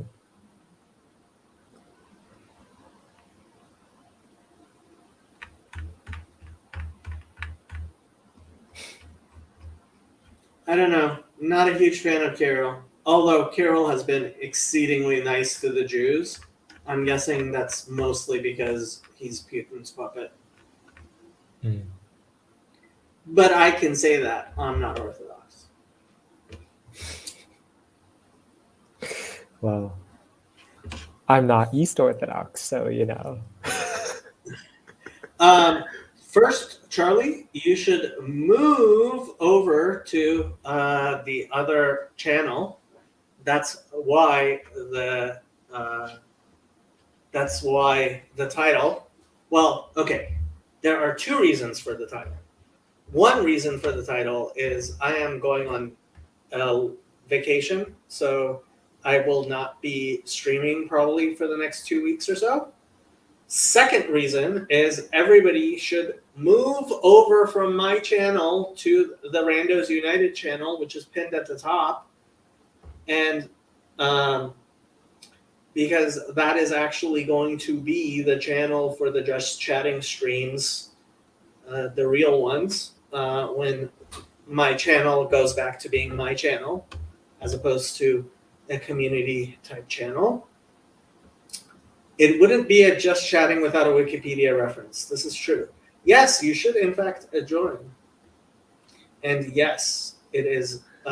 It's all Randos United version 2 now. You actually did move over to the correct stream, it looks like. Good job. Oh no, you did not. You still posted that on my channel. Stop that. Go over to the Randos United channel and chat there. Oops. Was I? Yeah. Also, remember to subscribe. And there he is. And yes, please do join it. Let me put the thing, the link there again, because I do not have authority to pin a link on that channel yet. But I will one day. Or actually, I should probably use the stream to do that. There you go, Charlie.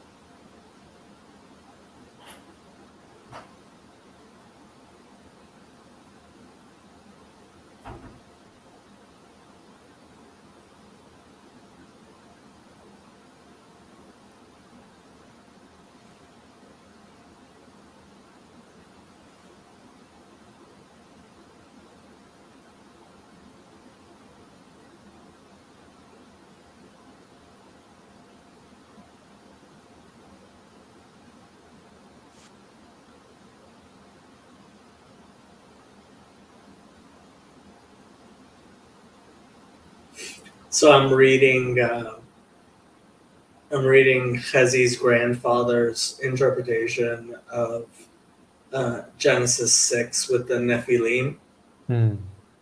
and he's going full Neanderthal. Yeah. Yeah. Now I see where Chezi gets all his heresy from.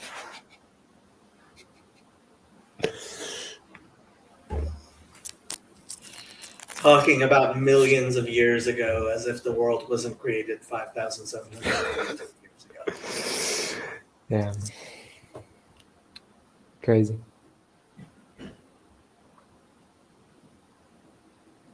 It's so hard talking to like fundamentalists, you know? The world was created 5,783 years and 5 months ago. I don't see why there's a problem here.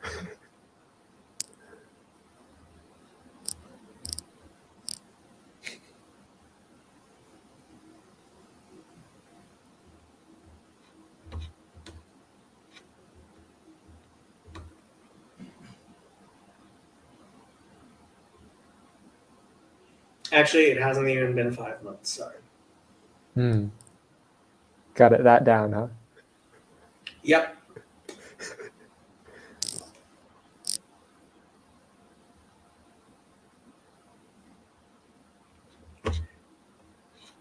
So when I was in yeshiva, so I have one tractate of the Talmud to my name, and that tractate is Rosh Hashanah, and that tractate is the one which talks in depth about Omphalos. Have you heard of the Omphalos hypothesis? It's like the belly button of the world. Yep. No, No? close. Omphalos does in fact mean belly button, Hmm. but so the concept, it's also sometimes referred to as last Thursdayism, which is, so did Adam have a belly button? Did Adam have a belly button?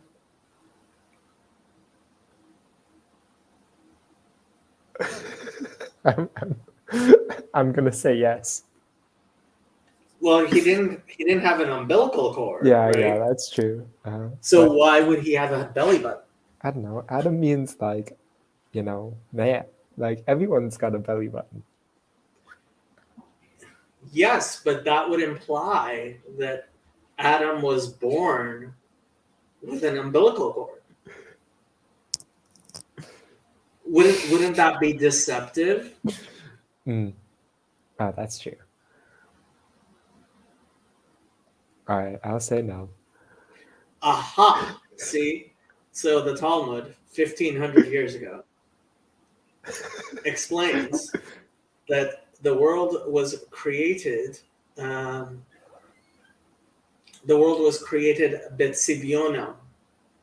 So it says trees bearing fruit, right? The world was created in its full formation.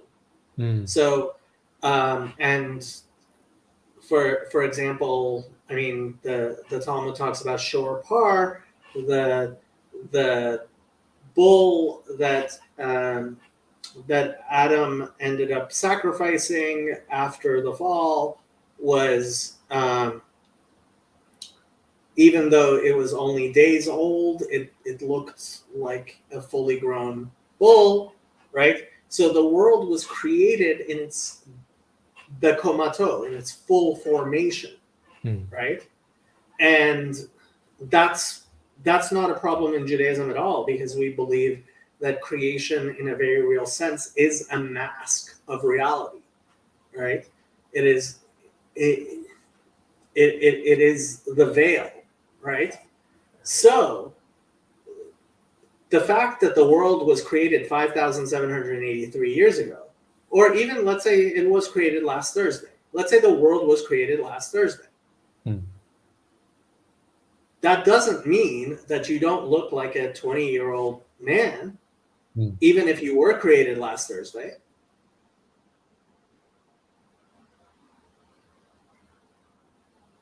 And the building that you're in looks like it was built 40 years ago or 50 years ago or however long ago it was written, okay? Even though it was created last Thursday. Is this related to like the shattering of the vessels? Like, Yes, very much so. This is why like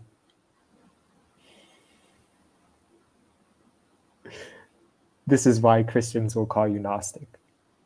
They can call me whatever they want. The fact is that the Bible says quite clearly that God created trees with fruits on them. It says, yeah, that's "Etz pri ose pri." Fruit trees making fruit in the present tense. So, like, God made these fruit trees that actually had fruit on them. Yeah, but I don't believe that like it's a lie or anything, you know. Well, I mean, it is and it isn't. The fact is that this world does have deception within it. I mean, God created Satan, right? The deceiver. Okay.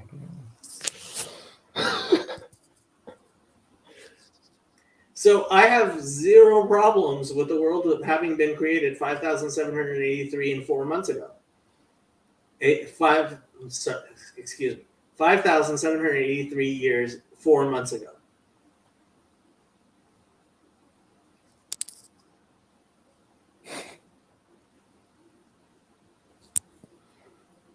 You're gonna have to like verse dump me with God creating Satan, though.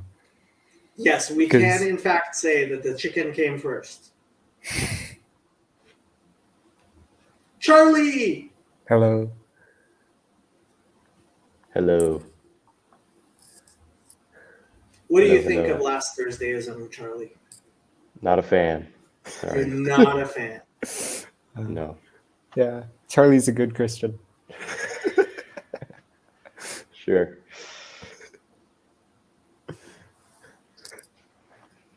I still think evil is the absence of the good, no matter what Hezi says. It says quite clearly, I create darkness. The thing is, like, we have this idea of God as the divine darkness, like, you know, like ineffable, unknowable, yada yada yada, right? That's the darkness. Isaiah 45:7, very clearly. Yotzer or uvorech choshech, oseh shalom uvorech ra, and create evil. Like, it's very clearly create evil. Ani havaya oseh chol eleh. I am the Lord who does all these things. But it's like, I don't know, is the contraction a creation? It says quite clearly, like, I am quoting you word for word, Isaiah 45:7, uvore ra, literally, and create in the present tense evil. Okay, so irregardless of that, is the Irregardless of scripture. Okay, but I want to know the answer. Come on, Charlie, you're the Protestant. Sola scriptura. I do want to know the answer though. Is the contraction like a creation? All things are creations. Everything that exists. So this is the difference between the creation ex nihilo and creation how we do it, right? So I have this plastic bag, right?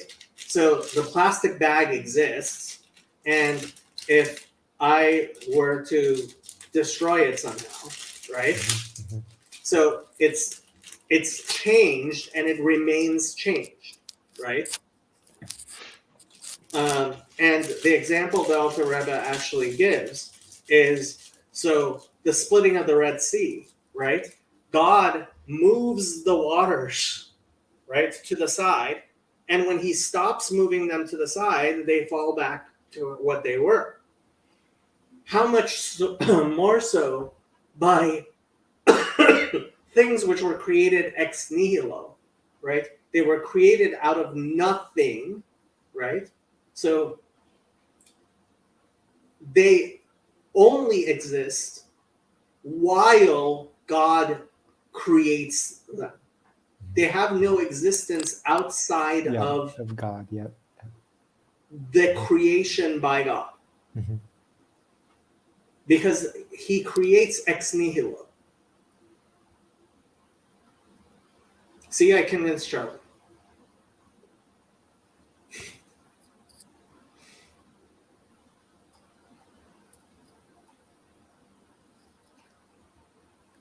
And if Charlie agrees, that's basically it. Game, set, match. Oh yeah. So, what have you been up to, Charlie? Lots of schoolwork. Schoolwork. Yeah. I just got my final grade in that one class I took. I got an A. Yay. I'm so proud of me. You Not did it. really. Well, after all the SAT talk you do, you better get an A. LSAT. Oh, yeah, I do sometimes talk about my LSAT scores. Fact is, I got a pretty good LSAT score. Don't care.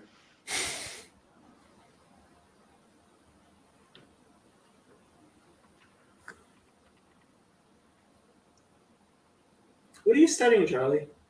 Aerospace. Neat. Ooh. Wow. So you have to take fluid dynamics. Oh yeah. I do. I think that's next semester. You actually have to understand real things. hopefully. Yeah. Your school isn't that woke yet, right? They still have math? It's Iowa. It's Midwest as Midwest gets. It's Iowa. They got Jay- really good food in the Midwest, like legit. Really, dude? Food? You guys What got food? like steaks, man. Steaks. That's true. Yeah. Yeah, the steak's good, but what else? Corn? What do you mean? What Peas. else? What else do you need? That's We're Jordan Peterson people here. We Yeah, only that's true. eat steak. Right. There's Well, nothing else worth eating. Yeah. Yeah. It's funny, but I had to get so when you have really good meat for your steaks, you get it more rare than when it's not as good meat, right? You cook bad meat more than good meat. Yep. And so when I came back to Los Angeles, I had to readjust the cooking from when I was traveling. Hey, Richard. All these college students, what am I Finally, doing here? all I'm three like of us in the twice the same room. age. I am More than older twice. than all More three than of you twice. added together. Oh, yeah. Well, not quite. You're wise. You're like 45, right? How old are Yeah, so like you're all 15, right? So 3 times 15. Do I you? look 15 to We're all you? around 20, which is 60. So, not quite. Not quite. We're all in our dorms. Despicable. Sure. Wait, Charlie, what school are you going to? I'm at Iowa State. Okay, got it. Alright. Yeah. So I have. So Andrew is the only one who goes to a real school. What A real boring school. What More state like. is like a decent school? And what you're talking about? No, Westwood High School is one of the best public schools in the world, in the country. Which one? If you can't, so I went to USC. When I went to USC, we used to call UCLA Westwood High. Oh, I see. very nice. Very funny. Yeah, we had a white elephant with the kids from USC. So naturally, all of us UCLA students got UCLA merch and just forced the USC people to take it. What's white elephant? Oh, it's like Wait, a white elephant is Jacob? you everyone brings a gift and then you put it into a pile and then you all like take it in a certain order and whatnot, and Okay. you can like steal and whatnot. And on like the second time around, like if you steal steal an item twice, like it can't be stolen again. Like they're just stuck with it, you know. So we all just connive to just give as much UCLA merch to the USC students as possible. So it was really funny. Like when I was an undergrad, I remember you could go in USC merch to UCLA, no problem. Nobody would say a thing, right? And with USC like jackets, and this girl walked into the cafeteria, the main cafeteria at USC, wearing a UCLA sweatshirt. Yeah.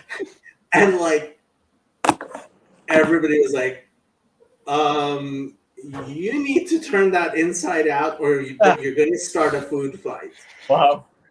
Because like, and this is the reason why this was one of the reasons I went to USC over UCLA, even though I should have actually gone to Berkeley. Dumb me.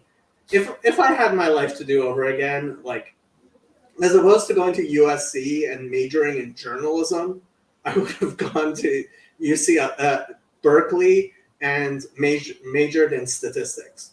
But anyway, one of the reasons I picked USC over UCLA was USC had school pride. Like on campus, people cared. Mm-hmm. And on the UCLA campus, like barely anybody cares. Yeah.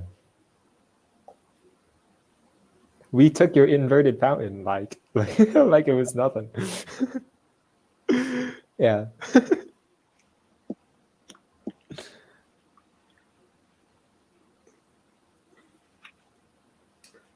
Richard, what are you doing? I am doing laundry because Wow. I haven't done it in too long of a time. So that's why you're wearing that flowery shirt. You don't like the flowery shirt? I love the flowery shirt. I really love this flowery shirt, Jacob. I don't know what you're suggesting. I'm not going to call you gay, but that's kind of gay. Oh please, it's very common. It's very common pattern. I can't wear that in Iowa, I don't think. Hey, I wore this at my Dutch immigrant Christian school. They didn't stone me. Yeah, but they're Dutch. Oh, which reminds me. Look what I got. What did you get? I can't. Wilhelmina, what's that? Is that tea? Wilhelmina mints. So if you know anything about the CRC, apparently, Yeah. what you're supposed to do when the pastor starts his sermon is you're supposed to hand out mints to everyone. Yeah. And the rich people get the really nice mints, which are Wilhelmina. So I had to order these to get them for Paul. Wow, you know more insider CRC stuff than I do, Joe. That is some real insider baseball right there.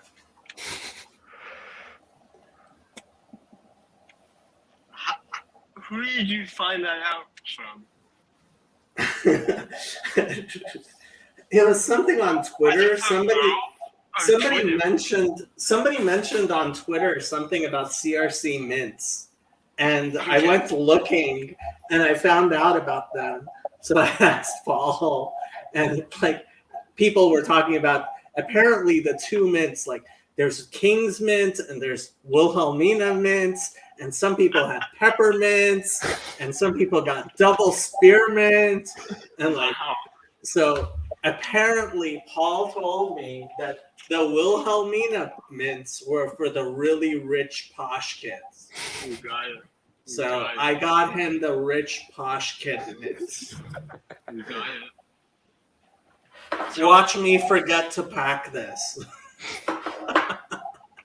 Are you traveling up to Sacramento? Yep. Yo, what's your trip? So I am Wednesday. So I'm leaving Wednesday morning. Wednesday evening, I am going to be at Chabad in San Francisco for a dinner and Torah session that they're having with somebody who shall remain nameless who lives there. And then I will be sleeping in Sacramento. And on Tuesday, I will be going to lunch with PBK. And I will be having dinner with Raj and Tim and anybody else who wants to come. And then going to the estuary at Paul's Church. And then on Friday, I am going to be in Medford, Oregon with Caleb, also known as Kalipa. And then on Saturday night, I am going to be in Olympia. So Sunday, I am spending in Olympia doing stuff with Antonio, Dominic, and whoever else is going to be there. And then, what? So can I join that? Because I will actually be quite nearby. If you are in Olympia, Washington on Sunday, you can definitely join. Yes. I will. Well, I actually got locked. I got locked out of my Discord, so I just figured that out. Uh-oh. I'll probably make a new account, but yeah, I'll DM you. And Okay. You should try not to get locked out of your Discord. Well, yeah, it's a big long story. Anyway, carry on with your itinerary. And then I am driving with Antonio to the Spokane area to meet up with someone who shall remain nameless. And we're going to have dinner probably somewhere in the Spokane area. And then Antonio is going to probably have to take a bus back to Olympia. Okay. And then I am going to spend at least a day, maybe two, with that person who shall remain nameless. And then I will drive to Reno, and I will be in Reno on Friday the 3rd. Reno, like Nevada? Yes. Okay. Not the 3rd. Yes, the 3rd. And then I have to be back in Los Angeles by the 7th at the very latest, because that's Purim, and I am invited to one of my rabbi's houses. So Anyway. Nice. So what exactly are you doing on Sunday in Olympia?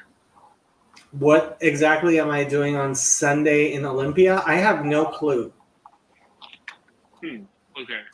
Dominic and Antonio are going to be there, but that's basically all I know. Who are they? I'm guessing we're like gonna grab lunch or something, or maybe take Happy to the dog park. Olympia actually has a lot of places to like forests to go walking in. Last time I was there, I walked a lot with Antonio. Who are they? I don't recognize those names. I can barely hear you, partially because my earphones aren't I working. was wondering who they are. Oh, who Antonio and Dominic are? Dominic, His name. I didn't hear you. What did He you doesn't say? recognize their names. Oh, doesn't recognize that. Okay. So Antonio, he's on the Discord as Antonio. He is a Noahide. And Dominic is a Unitarian type Christian. Okay. And yeah, they're people I've known for a couple of years now. Dominic was one of the first people, like my early Bible, like when I used to still do Hebrew a lot. He used to join for that. Yeah, this is kind of the old school people are all for some reason up in the Washington area. Got it. I've got to head out. I got to get dinner. Dinner. I'll It's see you. 11 p.m. Yeah. I've got 55 minutes left. Wow. Wait, your cafe is open till 12? Yeah. Yeah. Mine yeah. closes 7:30, dude. You're lucky. My class is at 8. Yeah. I wish. My God. I'll see y'all. But UCLA is a tiny bit different from Yeah. from what? Say it. Iowa. Yeah. Just a tiny bit. Just a little bit. I mean, the fact is that he could walk into Westwood, and he's literally 2 miles north of here, literally exactly 2 miles north of where I am right now. And there's like 24-hour stores all over Westwood. So Yeah. I think the only 24-hour thing in Ames is a Taco Bell. yeah, I'm surprised there's anything 24-hour in Iowa. Although no, I ended up having Denny's in Omaha at like midnight I was because it's gonna the say only thing that's open. in Omaha there's some 24-hour stuff, but Basically, my only choices were a bar and Denny's. So I ended up at Denny's. It's like I'm buying steak in Omaha and it's at a Denny's. oh no. Oh, that's so sad. It was very sad, but I was hungry. I was in Omaha and it was midnight. Yeah. That's when I got to Omaha. What am I gonna do? Yeah. I think the airport has better food. What can I say?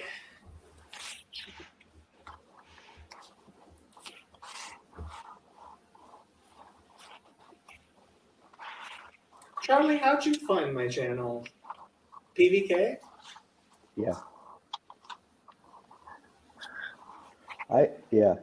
Paul. Are you CRC? No, you're Lutheran.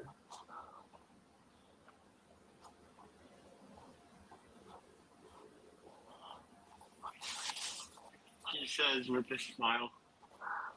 He's one of the few Lutherans who's still speaking to me. There are several Lutherans who refuse to speak to me. Really? Yeah. Really? After your big tirade? Mostly from this little corner? Yeah, there's one person in particular that I am still hoping to find some way to make it up to him. But Okay. What did you think of the Viveki Cooper combo? it was kumbaya, nice being, and like Is that good? there's a place for kumbaya. Yay! Right? We did it. There is a place in the world for kumbaya and being nice. Because you were all down on Cooper. Well, yes, I didn't expect him to be capable of even kumbaya. And I have to say, Yeah. I have to wonder if my stream, which got a lot of views, didn't perhaps influence how he went into that conversation. Who knows? I guess we'll never know. Have you emailed, or would you ever email him? Have a Well, I mean, I He would not responded. talk to you. He's not going to talk to me, but I responded to. So he commented on Paul's video where Paul kind of like he referred to me and how I love my enemies with everything but my words. yeah. And so Cooper wrote something, and I responded. No, I actually love. I don't have any enemies, so I have no idea what PBK is talking about. But Okay. no, look. The fact is, it's very different. I mean, that's part of the reason why I wrote that whole essay on my Substack yesterday about like it's very different when you're talking about public figures and you're talking and you're having polemical discussions about ideas which involve human beings to like actual human beings. Like on Friday, I went to a book signing that Spencer Clavin had, right? And everybody there, including his godfather and his uncle and all these people were like talking about, oh, how nice the wedding was. And I said zero. Like they're like talking, yeah, so apparently some female reverend said, this is my first gay wedding. Yeah. I said absolutely nothing. Like It's a good combo. and because look, Josh and Spencer are two of the nicest, most conservative, most Christian, absolutely awesome, better than me people. Like, who am I to even say anything anyway, right? Yeah. But like, I don't approve of gay marriage. Yep. And like, I was actually there when Josh asked Spencer to marry him. And it was sweet. It really was. It really, really was. Because they're both really nice guys. But it's like, I don't believe in gay marriage. I don't. And it's like, there's a difference between me discussing this concept of gay marriage and actually two human beings who are getting married, and it's not any of my business to tell them not to get married. For sure. Yeah, that's all true. And Charlie doesn't agree. I mean, I'll say is that I also hope that the fiery progressives take a similar stance to that, because they're not going to. But you know what? I heard Peterson say this. It might have been in his discussion with Konstantin Kisin that came out today. Yeah. But he said if you're the mirror opposite of the people you're fighting, you're no longer you're not actually fighting them. You've just become a reaction to them. Yeah. Yeah. And so someone came on. Well, apparently Paul had a video no, I forget how it worked out, but anyway, Paul was talking about some mainline preacher who was commenting on CRC stuff, and anyway, someone came on to CRC Voices, someone new, and was saying that the fact that the CRC dares say that gay marriage is a sin, is an affront to God and his true character. And I just can have none of that. I am good to disagree and to say that we have differing perspectives on how to honor God, but to say that one side is an affront, I know, and I just like. Well, no, I'll say I- it. I believe the gay marriage side is an affront to God. I do. But let's not. I agree. But, I mean, if we're both going to agree not to say the quiet part out loud for the sake I of never said I agree not to say the quiet Jacob part out always loud. says the quiet part. I always say the quiet part out Sometimes loud. he doesn't say the loud part. He just says the quiet part. the loud part is just a given. Everybody else is already saying the loud part. Yeah, I only say so it's kind of funny. I don't know if you saw the comment thing I had with Anselman. I was just why about to was bring that? him up. Oh, did you see that? No, Okay. but it's every video. is this Well, like, it's Anselman, and I like, have there he to goes. put Anselman in his place. I So just here, don't like him. let me pull this up. are you pulling up? Oh jeez. What video is this on? Oh, I did This see. is on Paul's. Is Okay, today. Jordan Peterson Got it.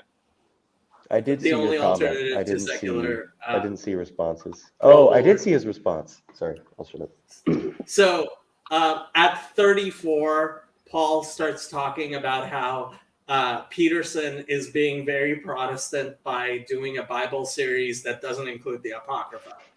Sure. This is my response. Yeah. I could very easily say the same thing about the New Testament as you said about the Apocrypha. I am very happy that Protestants decided to base their Bible on the Rabbinic Bible. The fact I know what a Rabbinic Bible actually looks like on a shelf, and Protestants wouldn't know Rashi from the Radak, should tell you exactly how stable Sola Scriptura is. I would be impressed if even one member of the entire faculty at a Protestant Bible college was familiar with the Rabbinic Bible that was used to create the KJV. And of course, Anselman says, you might be impressed if you actually looked at it to discover the thorough knowledge of the Masoretic text and of interpretive traditions that is to be found among Protestant scholars. Take a look at any of the scholarly textbooks by Protestant authors used in the universities and colleges. And I have to say, I had to say the quiet part very, very loudly. And it was very deliberately, very loudly, and much ruder than I would say to the vast majority of people. But it's Anselman.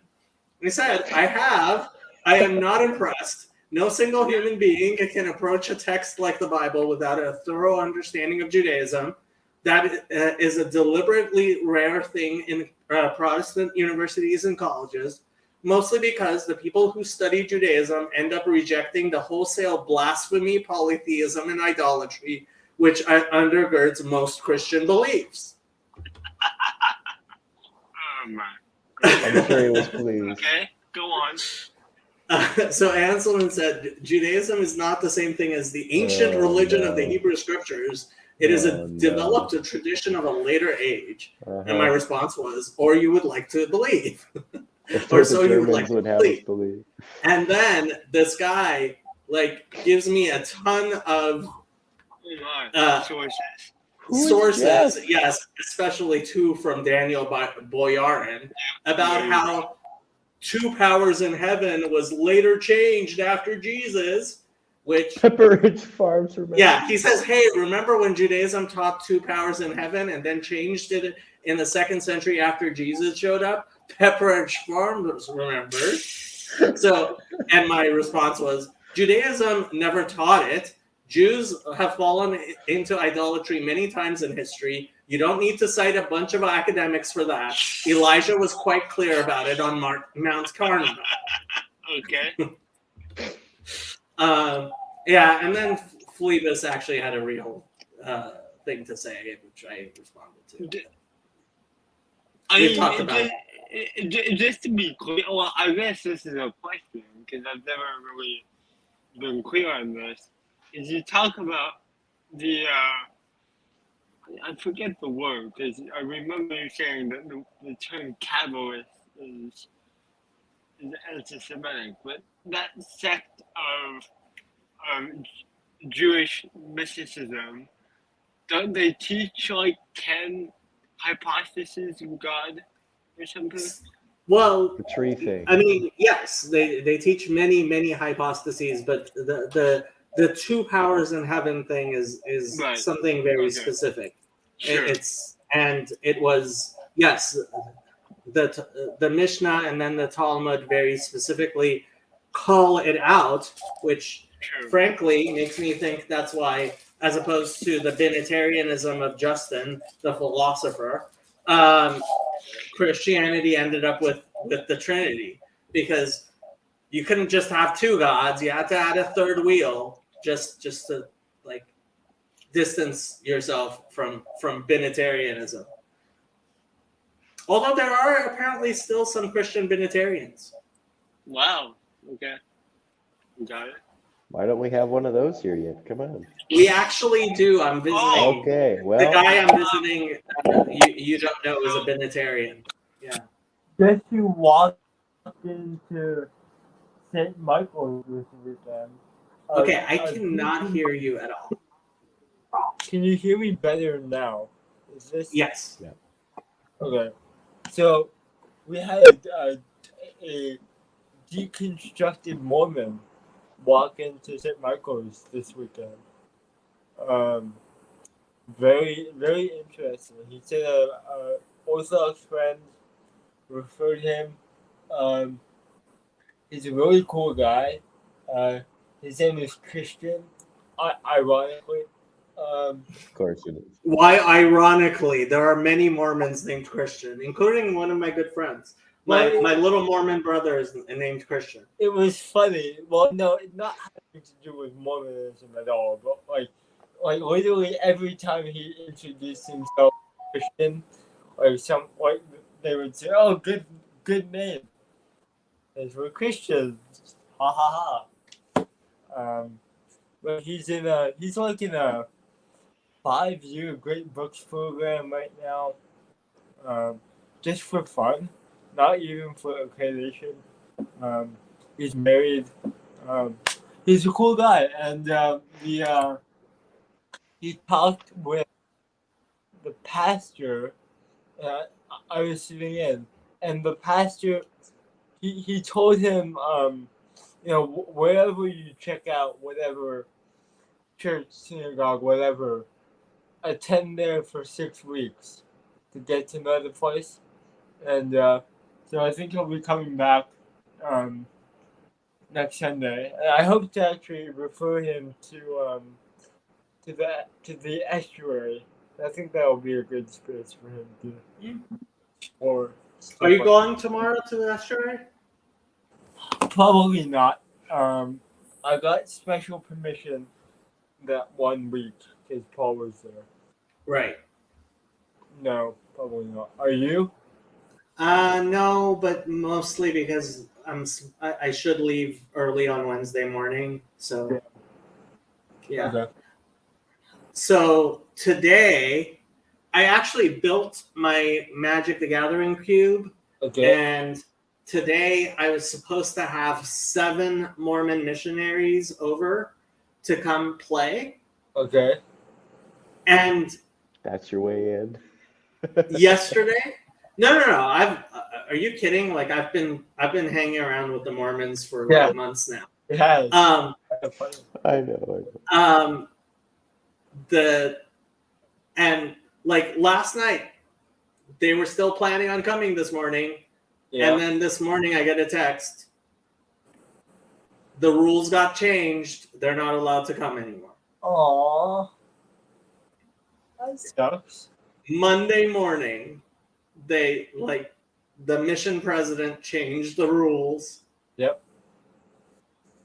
Well, so they I still have three missionaries visit me today though. so they think you're Judaizing them or something? Or Oh no. It was that the rules actually got changed.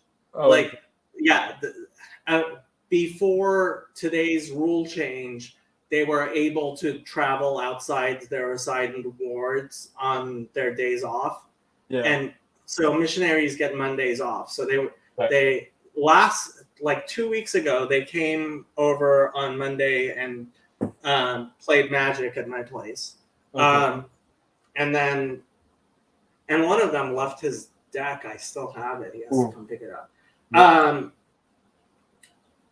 But my own missionaries from my ward could come, but they couldn't come because they're outside of my ward. Got it. So what is a service like? What day is service on for the morning? Sundays, and it's very, very similar every single time. So what happens is either you have Bible school before or after services. So Bible school's for an hour, and either it's gospel class or it's meeting. So adult men meet and adult women meet and children meet.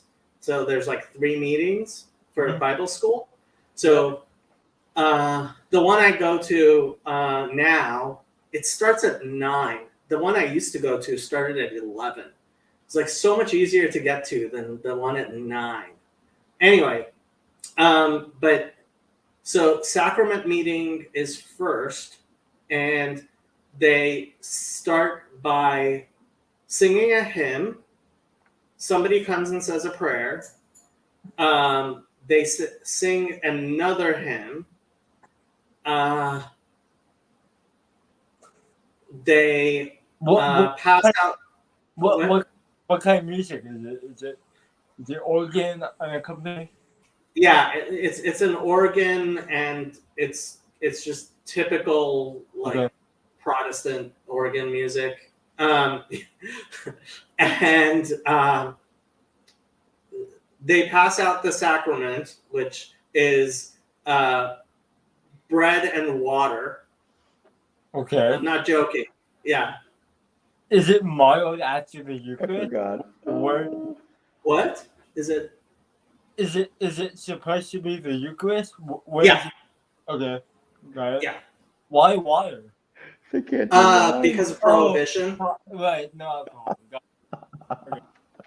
Got it. So Okay. That disrespecting the Jews. It's too good. and then they sing another hymn, and Okay. then usually, well, one Sunday a week, one Sunday a month, it's an open meeting where it's just like basic open mic, Okay. right? And Right. it's actually pretty interesting. Huh. But and then one Sunday a week, like they have like the bishop or one of the area elders and stuff come and like Right. officially teach, like Sure. and then the other Sundays it's generally 2 people from the congregation who just come and give their testimony, and then they sing another hymn, and yeah, it's usually 4 hymns and 2 speeches, and a beginning prayer and an ending prayer. Yeah, and actually the speeches are actually very edifying. I actually think Jordan Peterson would really like a Mormon service. It would be totally his type of thing. Really? Charlie, have you been to a Mormon service? No. So how do you know? It seems like the type of thing you'd want. Yeah, there's a lot of people like telling their story type thing. Okay, got it. Well, and like at the event he did here, there were quite a few questions about the Book of Mormon. Yeah. Really? Yeah, you don't remember looking at the list of questions? And Huh. yeah, Hey. there was one that had quite a few upvotes. It was something like, "What are your thoughts on the Book of Mormon?" Huh. Well, I think- mean, there are definitely a lot of Mormon Jordan Peterson fans. Yep. So you said they teach the Bible class. Do they alternate between the Gospel and the Book of Mormon, or how does the Book of Mormon? So it's very highly structured. So like the entire church world round is like going through the same things, and they do Old Testament, New Testament, Book of Mormon. Okay, got it. Yeah, I should read that thing. My goodness. It's just a rehash of Isaiah, bad rehash of Isaiah by somebody who's like not a very good storyteller. Yeah. Lots of and then it came to pass. Like okay. Yeah, it's kind of funny. Like, so the Mormon missionaries were like asking me what I think and like where I am in my journey, and like I'm trying very hard not to like in any way trespass on their faith. Right. And so it's very hard to know how exactly I can answer their questions. Yeah. But because it's a very different thing. Like you come to my channel, you're asking me, and I'll tell you, right?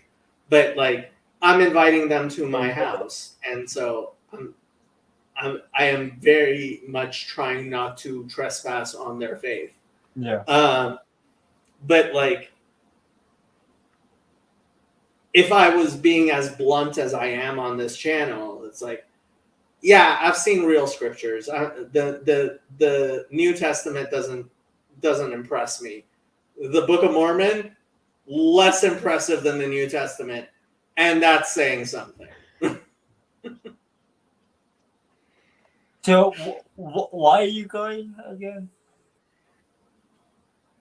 The weird things that have been happening as I go, and like, so I am the type of person, so when I was assistant rabbi of a synagogue and people would come and ask me about like spirits and things like that, I had a pat answer. Don't bother the evil spirits, they will not bother you, right? Yep. I have always been on the very rationalistic, no superstition, no actual demonic possession type, demonic possession rarely happens. Over the past 8 months that I've been hanging around with the Latter-day Saints, there are demons in this world that are very active. Wow. Okay. And they are very active. And it is absolutely frightening. Like within the LDS, or like yes. Okay. So why are you going to play with the demons? I am not going to play with the demons. He I invites them to his house. I invite the Mormons to my house, Yeah. You not can the beat him demons. with magic. They're not equal. No. You have to separate the Mormons from the demons. Yep. There is a difference. Well, okay. They're playing with spiritual fire, and it's like watching children play with like knives, and it's Yeah. like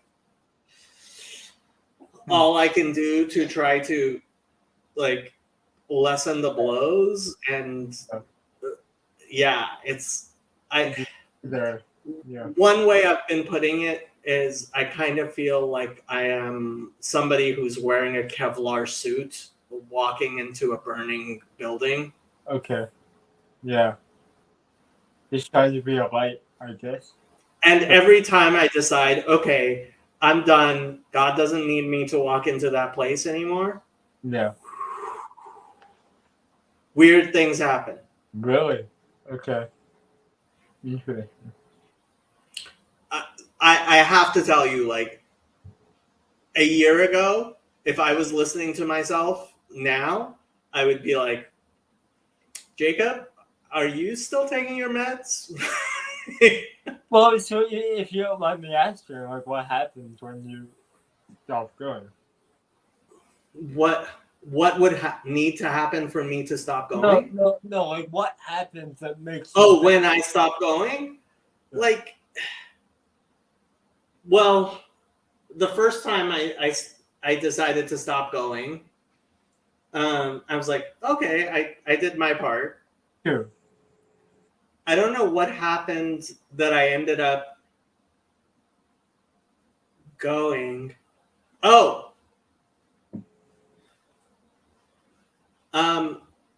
Dominic had a family emergency which forced him to come to Los Angeles Okay. for the first time in his life. Yep. And it was a chance for me to talk to him about what was going on. And it was on a Sunday, and that afternoon there happened to be a Mormon thing. And I took him with me just to show like the weird things that had been happening. Mm-hmm. And when we walked out of there, I'm like, am I crazy? He's like, you're not crazy. Huh. Weird. Okay. Yes. And there were like so many weird things. So like the Mormon missionaries bring this guy along with them the first time they came to visit me, who he's Jewish. He's been married to a Mormon woman for like 20 years. And right before I had my little Mormon calling, he got baptized, right?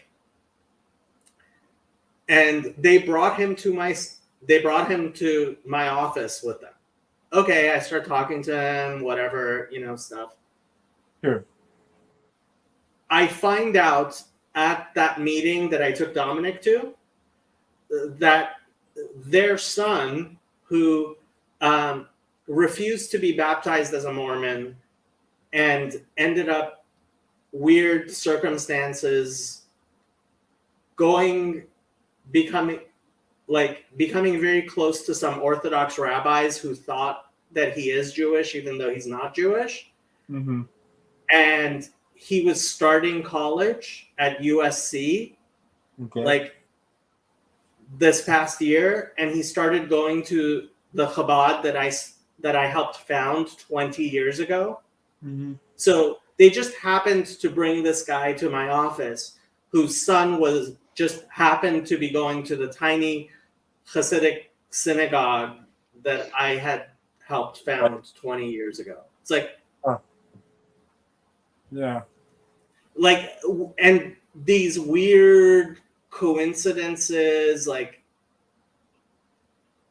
and then there's all the stuff that like I know about that it would take me about 6 months to explain to you regarding names and like the types of rituals that they do, and Right. like it's Okay. like Really kept up with.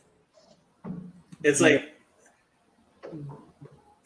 something's going on there. Something really like, yeah. Weird. No, it's and it like it's I just never expected it, but like I've made several videos about this stuff. Yeah. They're on my. I have a playlist for them. I need to watch them. But Yeah, I made several videos about this stuff, but like there's all kinds of like stuff going on that like and frankly, I mean, it seems to me that like I make that analogy of like how Christianity is viewing Judaism through a glass darkly, right? And I think like ultimately that glass is going to come apart. yeah. And I think the LDS is like totally the seams at which Christianity is going to start falling apart. Mm. And it is falling apart. That's part of the thing I didn't know before I got I started looking into it. The LDS, like the internet is absolutely destroying the LDS. Really? Wait, how? Really? The religion is completely propositional, and the propositions are obviously false. Right. And it's like, what do you do with a literalist, fundamentalist?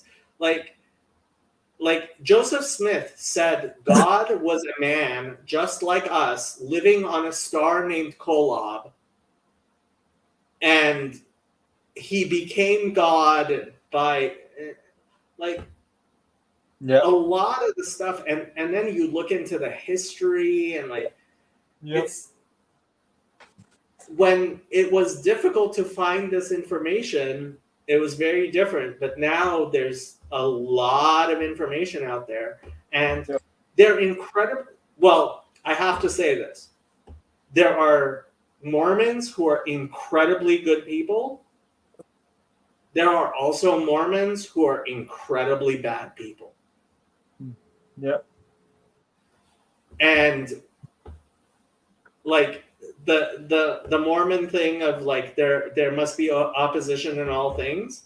In a very real sense, I think there's a real truth to that, because there's a lot of very holy and good people there, and there are, I am convinced, like demons and evil spirits haunting these places.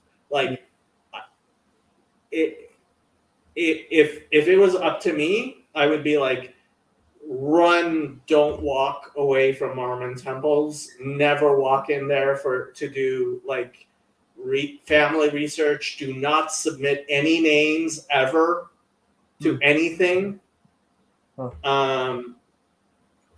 At the same time, like they do a lot of really good work, and it's weird. And so you're thinking that the coming apart of Mormonism will affect Christianity in a way? How do that go? The thing is, like, they're falling apart in all of the ways that Protestantism, like, the LDS is all of the worst things of Protestantism compounded like 100 times over. True. Yeah. Like their view of penal substitutionary atonement is even more legalistic and heinous than even Martin Luther's.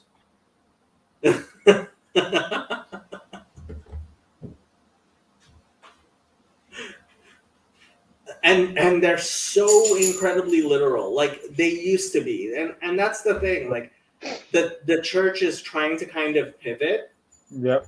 And as the church is trying to pivot, like the people in the church are just like, there's a lot of people who feel like President Nelson is like Pope Francis, completely watering down the religion.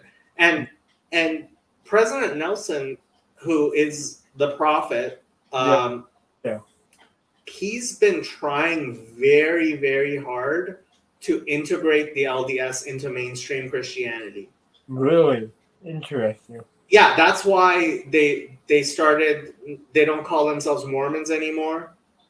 Like apparently, one of them he recently said something to the effect of, "It's the Church of Jesus Christ of Latter-day Saints, and it was the work of Satan that we were not called the Church of Jesus Christ."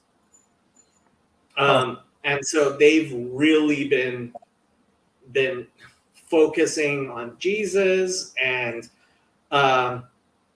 talking less about Holy Mother and talking less about Kolob and talking less about a lot of stuff. Yeah. Okay. Interesting. Yeah.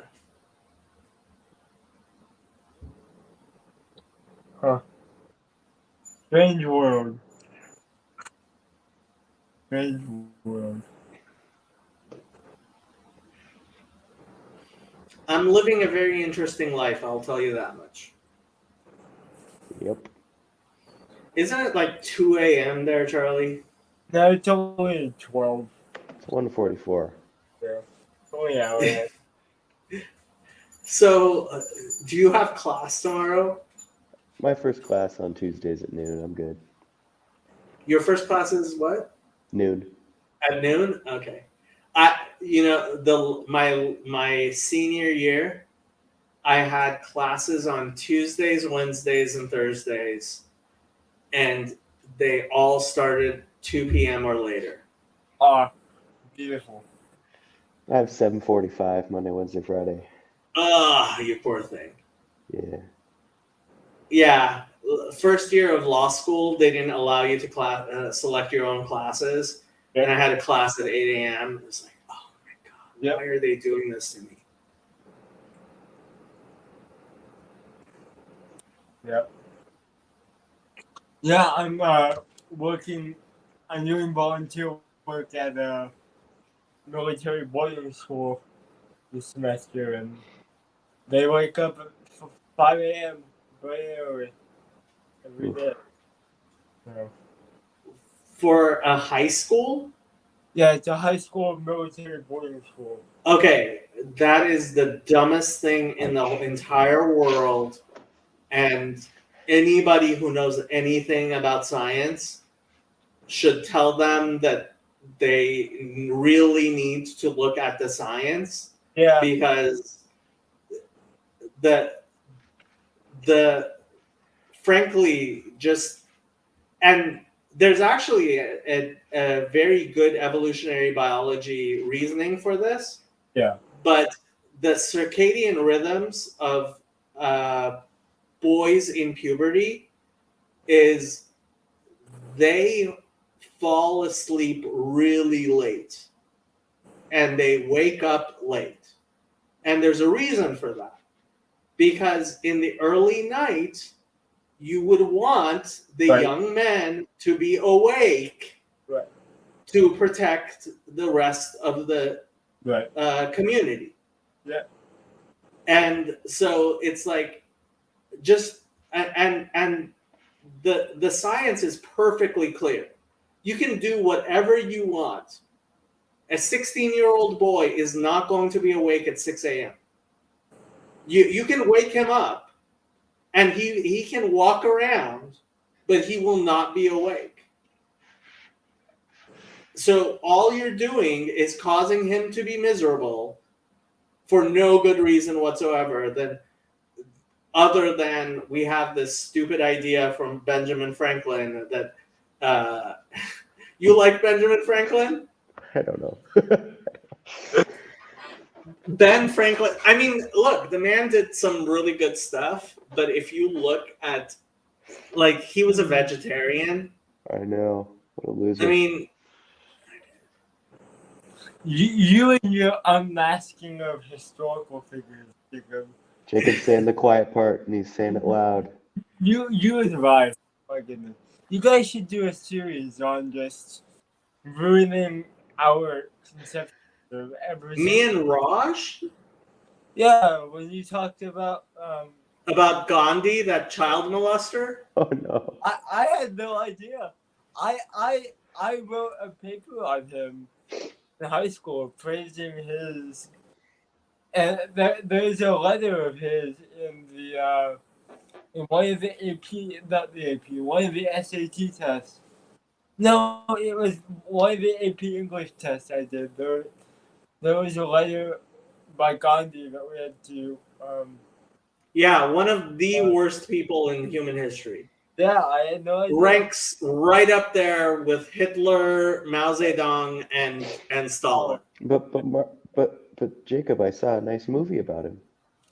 Yeah. It was like Yeah, 2.5 hours long. That's a lot of nice stuff.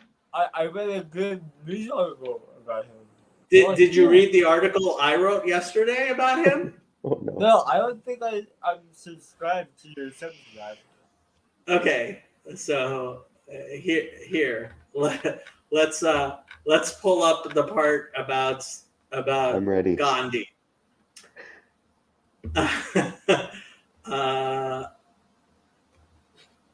Okay. Oh, here we go. There it is.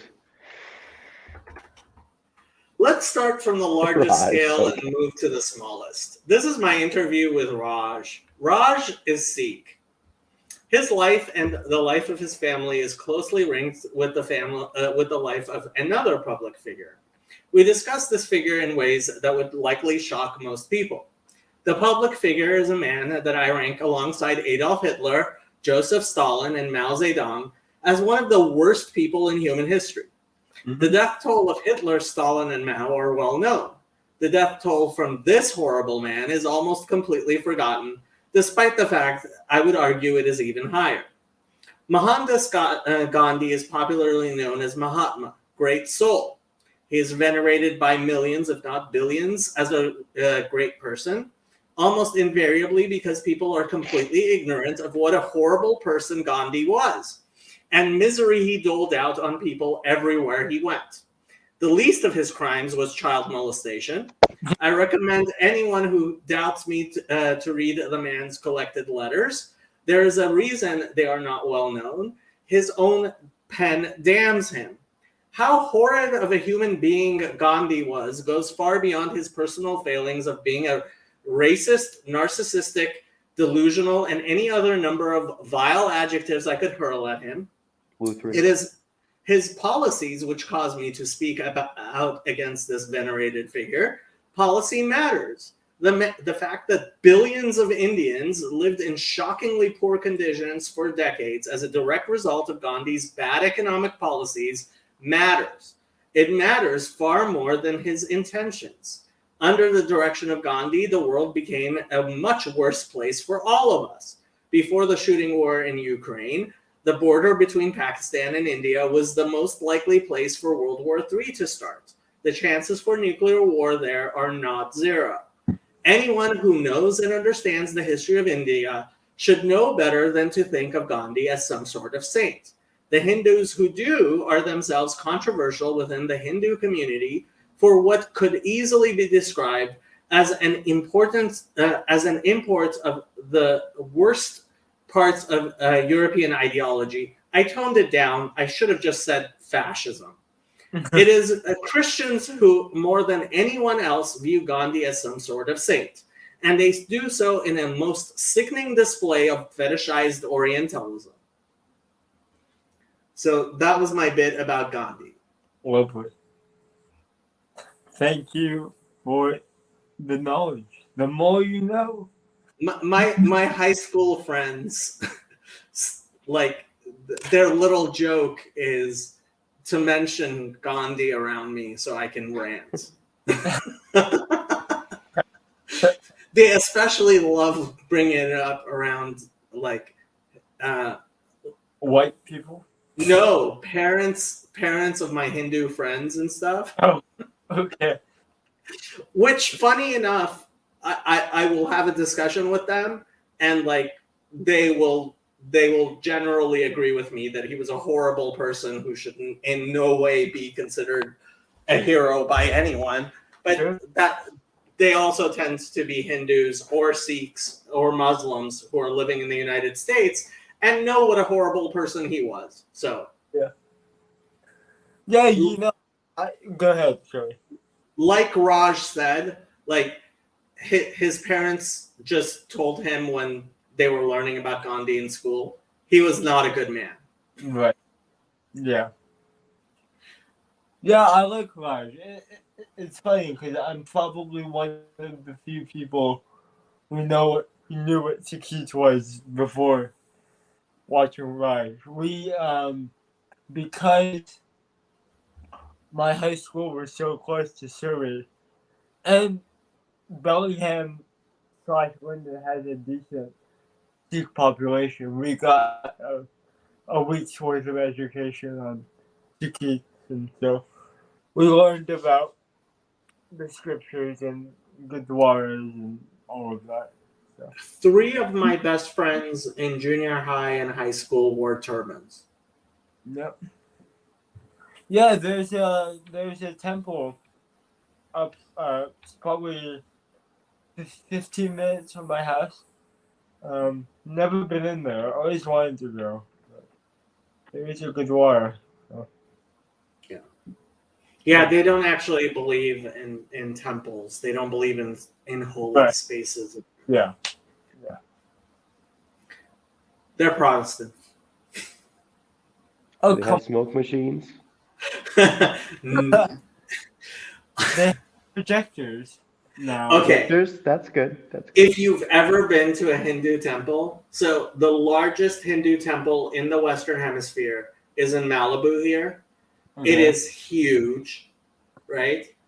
And the funny thing is, despite like its magnificence, at the same time, there's some of the most gaudy, Oh god. silly Vegas style flashing lights and stuff all over.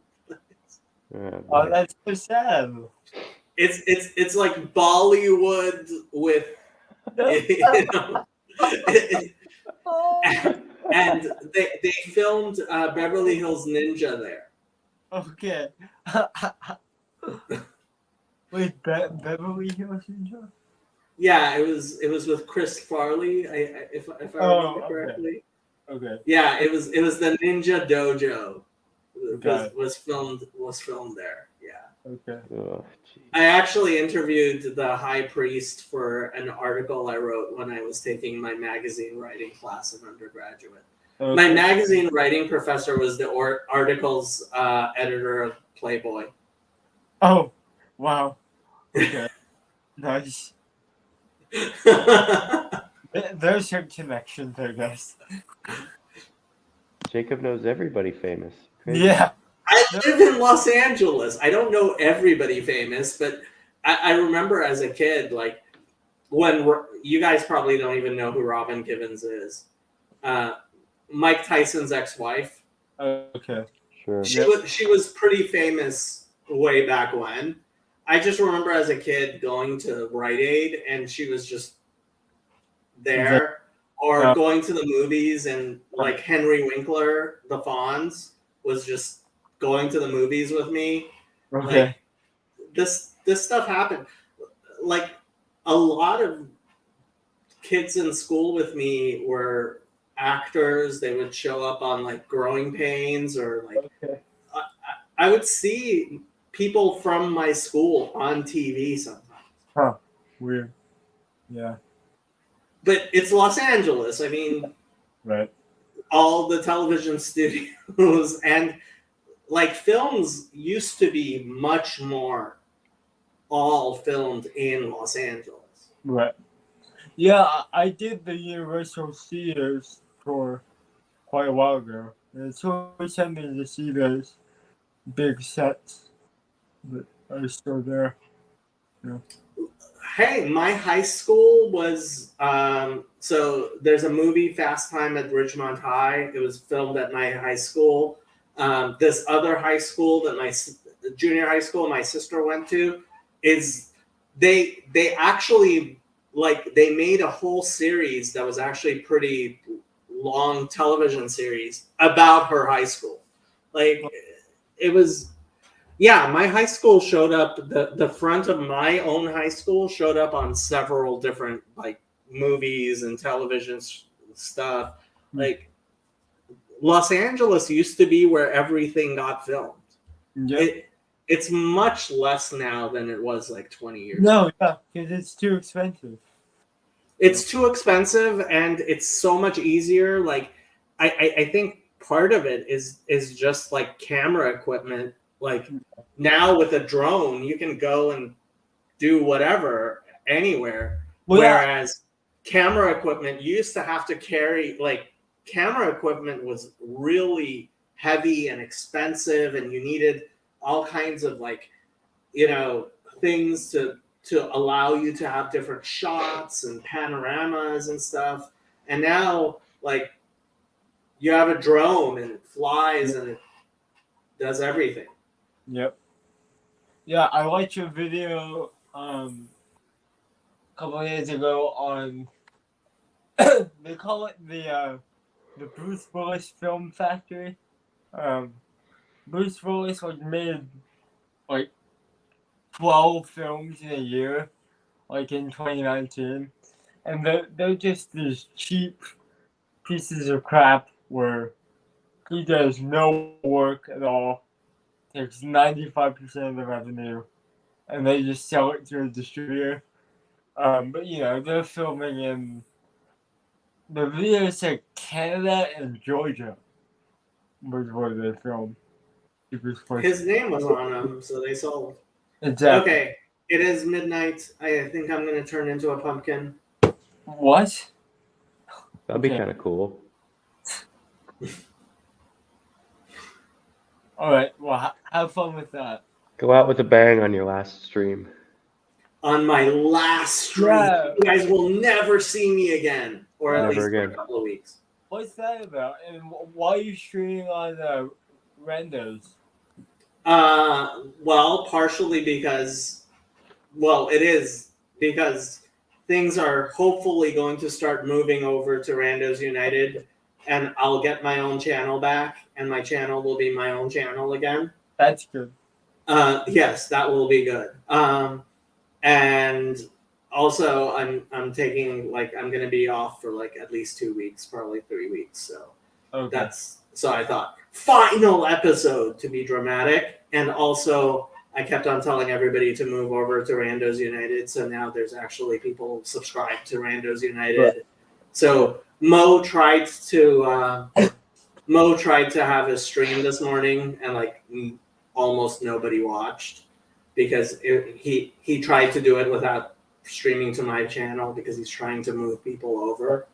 Right. So you guys should also subscribe to Mo's channel and Mo's Twitter and Mo's all that stuff. Wait, Mo has a channel, or is he? Mo also has his own channel, yes. Moises Pacheco. Okay. Right. Yes. All right. Sounds good.